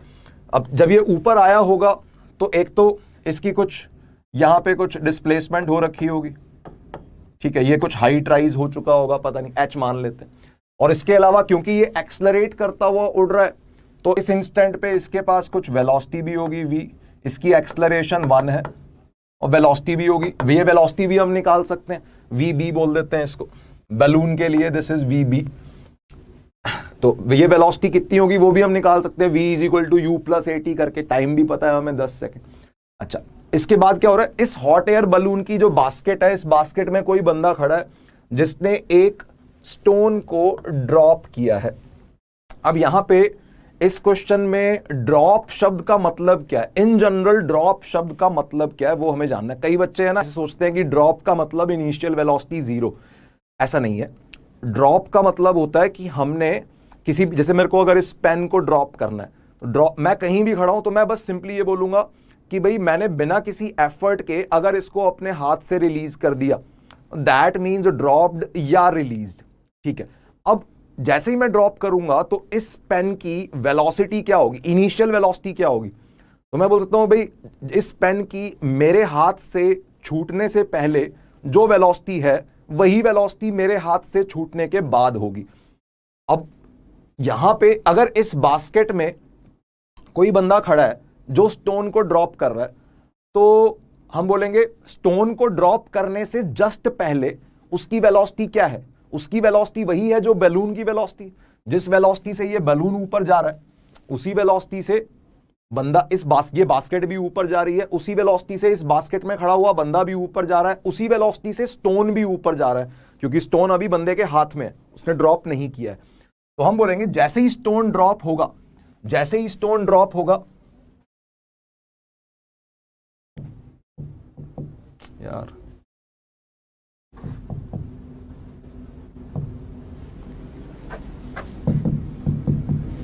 क्या चक्कर है ये?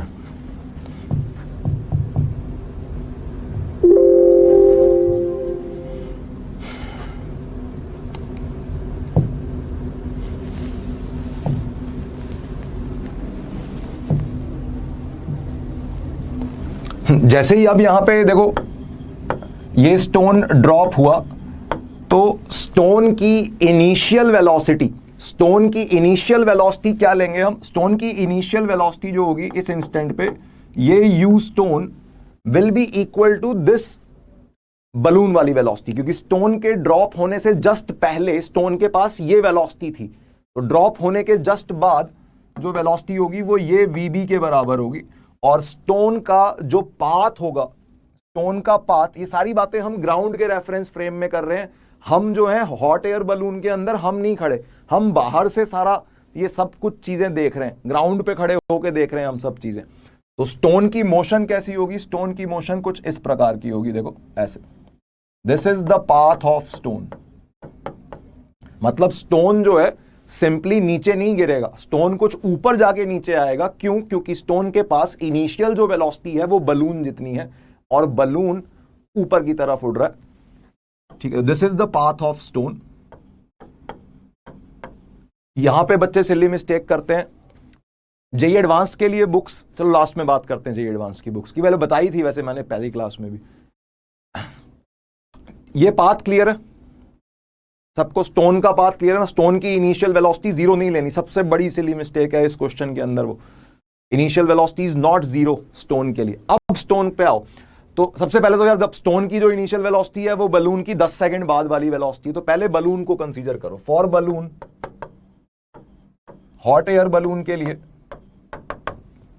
हॉट एयर बलून के लिए ये 0 से लेकर 10 सेकंड में बलून कुछ ऊपर आ गया है, बलून के पास कुछ वेलोसिटी आ गई है, तो velocity, final velocity of balloon can be written as u plus AT। ये जो मैं b लिख रहा हूं, ये b फॉर बलून है, हॉट एयर बलून।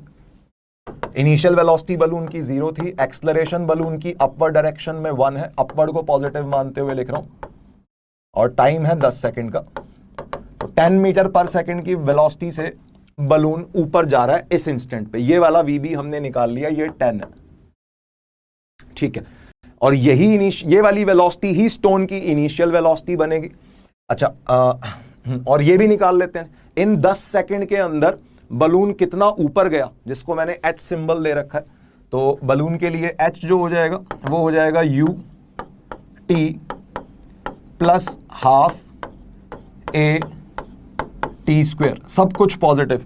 सोच लो आराम से, बलून अपवर्ड जा रहा है, एक्सलरेशन भी अपवर्ड है, डिस्प्लेसमेंट भी अपवर्ड है, और फाइनल वेलोसिटी सब कुछ अपवर्ड है इसके लिए। इनिशियल वेलोसिटी तो 0 ही है, तो UT प्लस हाफ AT²। तो बलून कितनी हाइट पे है, तो ये वाली टर्म तो उड़ी गई, हाफ इंटू 100 बन रहा है 50 मीटर।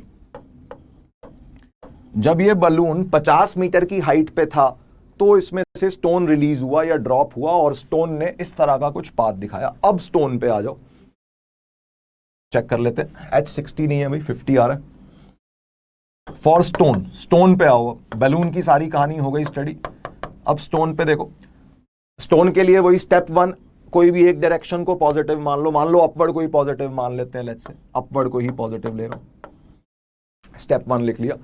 स्टेप 2, क्या क्या बातें हमें पता है वो लिख लेते हैं भाई। इनिशियल वेलोसिटी ऑफ स्टोन 0 नहीं है, वो वेलोसिटी ऑफ बलून के बराबर है।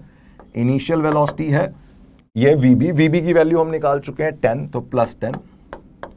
एक्सलरेशन है -g, माइनस क्यों? क्योंकि हमने अपवर्ड को पॉजिटिव लिया है, तो downward is negative, gravity is always negative. Stone free motion कर रहा है, फ्रीली मूव कर रहा है ग्रेविटी में, जबकि बलून जो है, हॉट एयर बलून, वो कंट्रोल्ड मोशन कर रहा है, उसकी एक्सलरेशन गिवन है हमें 1 मीटर पर सेकंड स्क्वायर। तो स्टोन के लिए इनिशियल वेलोसिटी है +10, एक्सलरेशन है -g, और क्या पता है स्टोन के लिए जो डिस्प्लेसमेंट है वो भी पता है। देखो हमें स्टोन की डिस्प्लेसमेंट, स्टोन के लिए ये वाला पॉइंट इनिशियल पॉइंट है, ये ए पॉइंट इनिशियल पॉइंट है। डिस्प्लेसमेंट को पाथ से कोई मतलब नहीं होता। यहां से मोशन स्टार्ट हुई और फाइनली स्टोन ऊपर जाके कहां पहुंचा? यहां पहुंचा, यहां पे मोशन खत्म हुई। स्टोन का पाथ देखो, सिर्फ ए पॉइंट पे मोशन स्टार्ट हुई, टहल फिर के बी पॉइंट पे मोशन खत्म हुई स्टोन की। डिस्प्लेसमेंट लिखनी है मुझे यहां। डिस्प्लेसमेंट क्या होता है?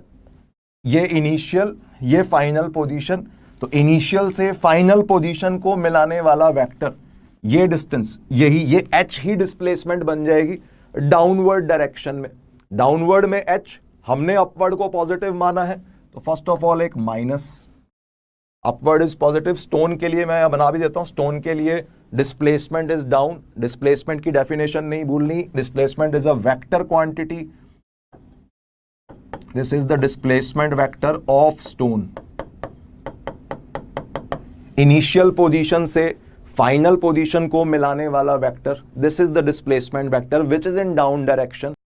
अपवर्ड पॉजिटिव मानते ही डिस्प्लेसमेंट ऑफ स्टोन नेगेटिव, और इसकी मैग्नीट्यूड कितना है? h के बराबर। h की वैल्यू ऑलरेडी निकाल चुके हैं, 50, यहां बन रहा है 50, दिस इज 50। ठीक है, तो स्टोन के लिए हमें u पता है, a पता है, s पता है। पूछा क्या है? टाइम पूछा गया है, और maximum height reached by stone पूछी गई है। और टाइम पे क्वेश्चन है, ग्राउंड तक पहुंचने में कितना टाइम लगेगा इस पूरी मोशन के लिए। तो टाइम आ जाएगा, u पता है, a पता है, s पता है, t निकालना है। कौन सी इक्वेशन लगाएं? s is equal to ut plus half AT square. और मैक्सिमम हाइट के लिए तो इजी है कि भाई ये 50 मीटर की हाइट पे तो ऑलरेडी है, और प्लस ऊपर का, चलो उसको बाद में डिस्कस करते हैं, पहले टाइम टेकन पे फोकस करते हैं। Time taken s is equal to ut plus half AT square लगा देते हैं अगले पेज पे। तो s is equal to ut plus half AT square stone के लिए। डिस्प्लेसमेंट है स्टोन की -50, इज इक्वल टू u है +10, g है, एक्सलरेशन है -10, u है +10, एक्सलरेशन है -10। तुम देख सकते हो एक छोटी सी प्लस माइनस की गलती तुम्हारे पॉजिटिव नंबरों से नेगेटिव नंबरों में ले जा सकती है। +4 की जगह -1 मिल सकता है, एक छोटी सी प्लस माइनस की गलती, जिससे 3-4 हजार रैंक आगे पीछे हो जाती हैं जेई मेन लेवल पे, जेई एडवांस में भी। बहुत सावधानी से करने होते हैं ये क्वेश्चंस। ये बन रहा है, सारी टर्म्स को लेफ्ट में ले आओ यार। ये -5t स्क्वायर लेफ्ट में आ गया, 5t स्क्वायर। ये 10t भी लेफ्ट में ले आओ, -10t, -50 इक्वल टू 0। एक 5 का फैक्टर कॉमन निकल के 0 में जा रहा है, तो t square -2t -10 is equal to 0। Factors तो बन नहीं रहे इसके, कुछ गंदा ही आंसर आएगा। सही लिखा है ना? हाँ, t is equal to quadratic equation वाला फॉर्मूला लगा रहा हूं, -b plus minus under root b square -4ac, b की जगह 2 है, तो 2 का square -4 into a into c whole upon 2a -b plus minus under root b square -4ac upon 2a। Answer आ रहा है टाइम का। स्टोन को ग्राउंड पे पहुंचने में जो टाइम लगेगा दैट इज 2 प्लस माइनस, ये है 4 माइनस माइनस प्लस हो जाएगा 40 and 4 44, root 44 upon this is 2। Root 44 में से भी 4 कॉमन आ जाएगा, बाहर निकलेगा तो 2 बन के निकलेगा, तो 2 प्लस माइनस 2 रूट 11 अपॉन 2। 44 में से 4 कॉमन, 2 भी कट गया, तो ये आ रहा है 1 प्लस माइनस रूट 11। माइनस हो नहीं सकता, रूट 11 1 से तो बड़ा है, 1 minus root 11 is a negative number, तो माइनस को उड़ा दो, माइनस नहीं हो सकता, sorry, only plus. 1 plus root 11. This is the answer for question number 1. Stone को ग्राउंड तक पहुंचने में माइनस रिजेक्ट कर दिया क्योंकि 1 minus root 11 is a negative number. Time can not be negative. किसी भी जर्नी का टाइम नेगेटिव नहीं हो सकता. हाँ 8 सेकेंड लगभग. रूट 11 हाँ 8 सेकेंड नहीं भाई, रूट 11 3 पॉइंट समथिंग बनेगा ना. 3 का स्क्वायर 9 होता है, 4 का स्क्वायर 16 होता है. रूट 11 3 पॉइंट समथिंग बनेगा. 3 point something plus 1 4 point something second आएंगे डेसिमल्स में अगर हम बात करें. ठीक है. और दूसरा क्वेश्चन क्या था? सेकेंड क्वेश्चन में पूछा गया था मैक्सिमम हाइट रीच्ड बताओ स्टोन की. तो भाई स्टोन जब ड्रॉप हुआ है वो 50 मीटर की हाइट पे तो ऑलरेडी है. ये h 50 मीटर है, 50 मीटर की हाइट पे ऑलरेडी है और उसके ऊपर भी गया. ये हाइट एक्स्ट्रा गया. ये हाइट एक्स्ट्रा कितनी जाएगा इसका अपन ने फॉर्मूला रटा हुआ है. जिस भी पॉइंट से किसी बॉल को ऊपर उछालते हैं, स्टोन को ऊपर उछालते हैं, वहां से वो u²/2g हाइट तक ऊपर जाती है मैक्सिमम. तो ये वाली हाइट कितनी है? u²/2g plus 50. ठीक है. ग्राउंड से हाइट पूछिए. Maximum height reached by the stone, मतलब कुछ नहीं लिखा, ग्राउंड से हम हाइट मान रहे हैं. ग्राउंड से हाइट 50 मीटर प्लस ये u²/2g. तो सेकेंड पार्ट में हम बोलेंगे h max for stone. Stone के लिए जो मैक्सिमम हाइट होगी वो होगी 50 मीटर प्लस u²/2g. ये 50 अपना ऑलरेडी जिससे ठीक है. तो u² कितना था यार? 50 प्लस u². स्टोन की इनिशियल स्पीड थी vb दैट इज प्लस 10. तो u² है 10² और g को भी 10 ले रहे हैं. तो एक 10 उड़ गया. 10/2 5 55 मीटर. काफी बच्चों ने दिया ये आंसर. और दिस इज आंसर नंबर 2.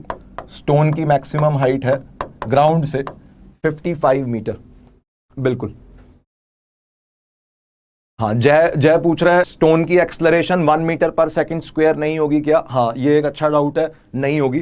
क्यों नहीं होगी? देखो जब तक स्टोन हॉट एयर बलून के अंदर था ना, जब तक उस बंदे के हाथ में था, जो बंदा बास्केट में खड़ा है, तब तक स्टोन बलून के साथ साथ चल रहा था. स्टोन की एक्सलरेशन यही वाली थी जब तक वो छूटा नहीं था बंदे के हाथ से, ड्रॉप नहीं हुआ था. लेकिन जैसे ही एक बार स्टोन ड्रॉप हो गया तो उसके बाद वो अब अर्थ की ग्रेविटी में आ गया. अर्थ का ग्रेविटेशनल फोर्स लग रहा है बस उस पर, और कोई फोर्स ही नहीं है. तो ग्रेविटेशनल फोर्स लग रहा है तो अब उसकी फ्री फॉल मोशन है जी एक्सलरेशन. तो मतलब एक्सलरेशन किस पर डिपेंड कर रही है बेसिकली? एक बारी वो ग्राउंड के रेफरेंस फ्रेम में अगर हम बात करें तो बलून से एक बारी अलग हो गया तो एक्सलरेशन जी की लगेगी. अदरवाइज जब तक वो बलून में था पड़ा हुआ स्टोन, तब तक उसकी एक्सलरेशन बलून जितनी थी. ठीक है. चमक रहा है ये सबको? बलून और स्टोन किस तरह से, मतलब रिलेटिव मोशन का क्वेश्चन नहीं है, ग्राउंड के रिस्पेक्ट में ही हमने पूरा सॉल्व किया है ये. और बस बहुत ध्यान से, ड्रॉप शब्द का मतलब यहां पे क्रिटिकल बात थी इस क्वेश्चन में. जो मैक्सिमम बच्चे गलती करते हैं वो इस पे करते हैं. ड्रॉप का मतलब हमेशा 0 इनिशियल वेलोसिटी नहीं होता. ठीक है. कुछ लोगों को आवाज क्यों नहीं आ रही? आवाज सबको आ रही है ना आवाज यार? 55 मीटर होगा, नाम भी लेते. क्या बोल रहे हो? ठीक है. सेकंड में माइनस जी है, वही अपवर्ड को पॉजिटिव लिया है मैंने, तो एक्सलरेशन नेगेटिव है. माइनस जी, एक्सलरेशन हमेशा डाउन होती है. ठीक है. चलो आगे बढ़ते हैं. नेक्स्ट है ग्राफ ऑफ मोशन. ठीक है. Motion under gravity. अच्छा एक वो nth सेकंड वाला भी फॉर्मूला बता ही देता हूं, नहीं तो तुम बोलोगे बताया ही नहीं. nth सेकंड वाली चीज भी एक बार देख लेते हैं. देखो ऑल्दो जरूरत उसकी बहुत कम पड़ती है, फिर भी देख लो.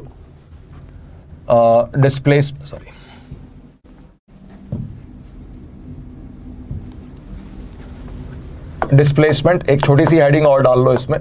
Displacement during nth second in uniformly accelerated motion.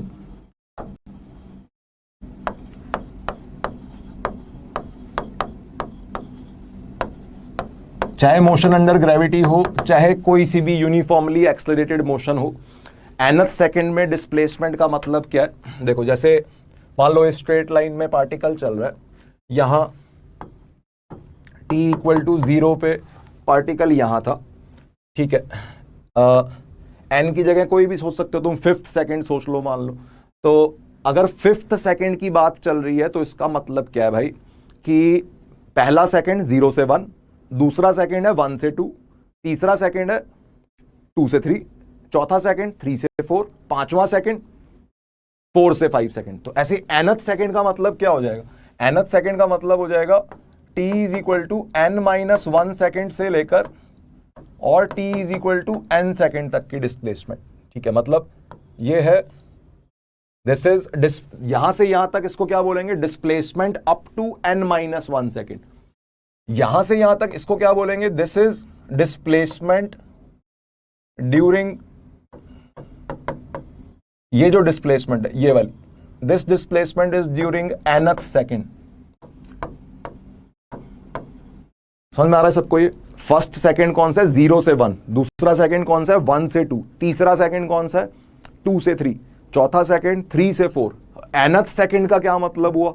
nth second is n-1 से लेकर n सेकंड के बीच में। This displacement is displacement during nth second. ये कौन है? ये वाला वेक्टर कौन है? This is displacement up to n-1 seconds. और ये पूरा कौन है? ये यहां से यहां तक, ये पूरा है displacement up to n seconds. तीनों में देखो फर्क है, लैंग्वेज है, लैंग्वेज बहुत ध्यान से नोटिस करनी है। पूरी डिस्प्लेसमेंट n सेकंड तक, ये n-1 तक, ये nth सेकंड। तो इस चीज पे हम फोकस कर रहे हैं। इस चीज का फॉर्मूला अगर नहीं भी रटेंगे तब भी काम चल जाएगा। क्यों? क्योंकि तुम्हें ये समझ में आ रहा है डायग्राम से कि ये nth सेकंड वाली डिस्प्लेसमेंट कौन है? ये है n सेकंड तक की डिस्प्लेसमेंट माइनस n-1 सेकंड तक की डिस्प्लेसमेंट। तो I can simply write it as this displacement can be written as displacement up to n seconds minus displacement up to n-1 seconds. सोच लो आराम से, ये n सेकंड तक की डिस्प्लेसमेंट माइनस n-1 सेकंड तक की displacement. This is displacement in nth second. और इसका फॉर्मूला क्या बन जाएगा? ut, n सेकंड तक की displacement ut plus half at square, t की जगह n डाल रहा हूं, माइनस n-1 सेकंड तक की displacement u into n-1, t की जगह n-1 plus half a n-1 का स्क्वायर, ठीक है। तो यहां से ये क्या बन गया? एक ये un वाली टर्म कट रही है, ये un और यहां u इंटू n कट जाएगा, यहां एक u बचेगा। इन दोनों में हाफ a कॉमन आ जाएगा, हाफ a कॉमन, और बचेगा क्या? n स्क्वायर माइनस n-1 का square. a square minus b square वाला फॉर्मूला लगाओगे तो a प्लस b करोगे तो n प्लस n-1 हो जाएगा 2n-1, और a माइनस b करोगे तो n minus n-1 that is 1। तो ये फॉर्मूला कई लोग रट लेते हैं, रटना चाहो रट सकते हो, कभी कभी जरूरत पड़ जाती है। नहीं भी रटोगे तो फंडा अपने को, ये फंडा हमने यूज भी किया, देखो अभी थोड़ी देर पहले वो जो एवरेज स्पीड वाला क्वेश्चन था। तो मैं सजेस्ट नहीं करता हूं पर्सनली कि भाई ये फॉर्मूला रटो, क्योंकि सवाल कुछ भी बन सकता है, डायरेक्टली इस फॉर्मूले पे बने ऐसा कोई जरूरी नहीं है, ठीक है। ठीक है बच्चों, चलो फिर टाइम भी हो गया, 3-4 मिनट एक्स्ट्रा ही हो गया। नेक्स्ट क्लास में कंटिन्यू करते हैं। हाँ, बुक्स की बात कर रहे थे, जेई एडवांस्ड के लिए अगर तुम पढ़ना चाह रहे हो ना, तो जेई एडवांस्ड के लिए जो अच्छी किताब है, एक बीएम शर्मा की आती है सेंगेज पब्लिकेशन, लेकिन वो पूरे के पूरे ग्रंथ हैं, मोटी मोटी 4-5 किताबें, ठीक है। बहुत सारी वैरायटी ऑफ क्वेश्चंस हैं उसके अंदर। तुम ये बोल सकते हो सारे कोचिंग इंस्टीट्यूट्स का मटेरियल उठा के एक किताब में डाल रखा है। बीएम शर्मा की एक किताब आती है सेंगेज पब्लिकेशन की, और एक उन दोनों में से कोई एक ले सकते हो, या तो ये ले लो या फिजिक्स गैलेक्सी की आती है, उसके अंदर भी बहुत अच्छा मटेरियल है, कंटेंट सारा है, ऑलमोस्ट सारा कंटेंट है जेई एडवांस्ड, 0 लेवल से लेकर जेई एडवांस्ड लेवल तक। HC Verma is a very good book, but for mechanics part, kinematics से लेकर रोटेशन तक के जो चैप्टर्स हैं, उन चैप्टर्स के अंदर वो डिफिकल्टी लेवल नहीं है एचसी वर्मा में जो जेई एडवांस्ड पूछता है। जेई मेन लेवल के लिए that is sufficient, but after rotation chapter, जैसे हीट एंड थर्मो वाला चैप्टर्स हो गए, एसएचएम वेव्स हो गए, या क्लास 12th के चैप्टर्स हो गए, ईएमआई, एसी और लास्ट के मॉडर्न फिजिक्स, वो एचसी वर्मा की बहुत शानदार है। एचसी वर्मा के अंदर मतलब जेई एडवांस लेवल तक के सारे क्वेश्चंस हैं। तो यही 3 बुक्स हैं, मतलब 3 में से अब वो ये सारी किताबें लेके अब भंडार लगा लोगे अपने टेबल के ऊपर, उससे कोई फायदा नहीं होगा। तुम्हें खुद टेंशन होनी शुरू हो जाएगी, घर वाले और पूछेंगे कि भाई कितनी किताबें खरीद ली, पढ़ एक भी नहीं रहे हो। तो लिमिटेड किताबें रखो, बहुत ज्यादा किताबें नहीं रखनी, ठीक है। एक लिमिटेड सिलेबस अगर तुमने पूरा कर लिया, डीपीपी मॉड्यूल जो भी तुम्हें मिल रहा है वो पूरा, अगर तुमने कोई एक मटेरियल भी पूरा कर लिया, बहुत शानदार रैंक आ जाएगी। लेकिन वही है ना, एक मटेरियल ही नहीं पूरा हो पाता और हम नई नई किताबें खरीदते रहते हैं, उससे कुछ फायदा नहीं होगा। देखो ठीक है, हाँ DC Pandey is also equal, लेकिन सब कुछ नहीं खरीदना यार, आइदर डीसी पांडे और बीएम शर्मा, और वन बुक इज सफिशिएंट यार, वन बुक इज सफिशिएंट।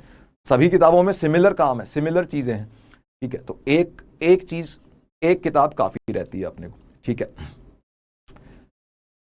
ठीक है, चलो मिलते हैं, बाय बाय, टेक केयर, कल मिलते हैं।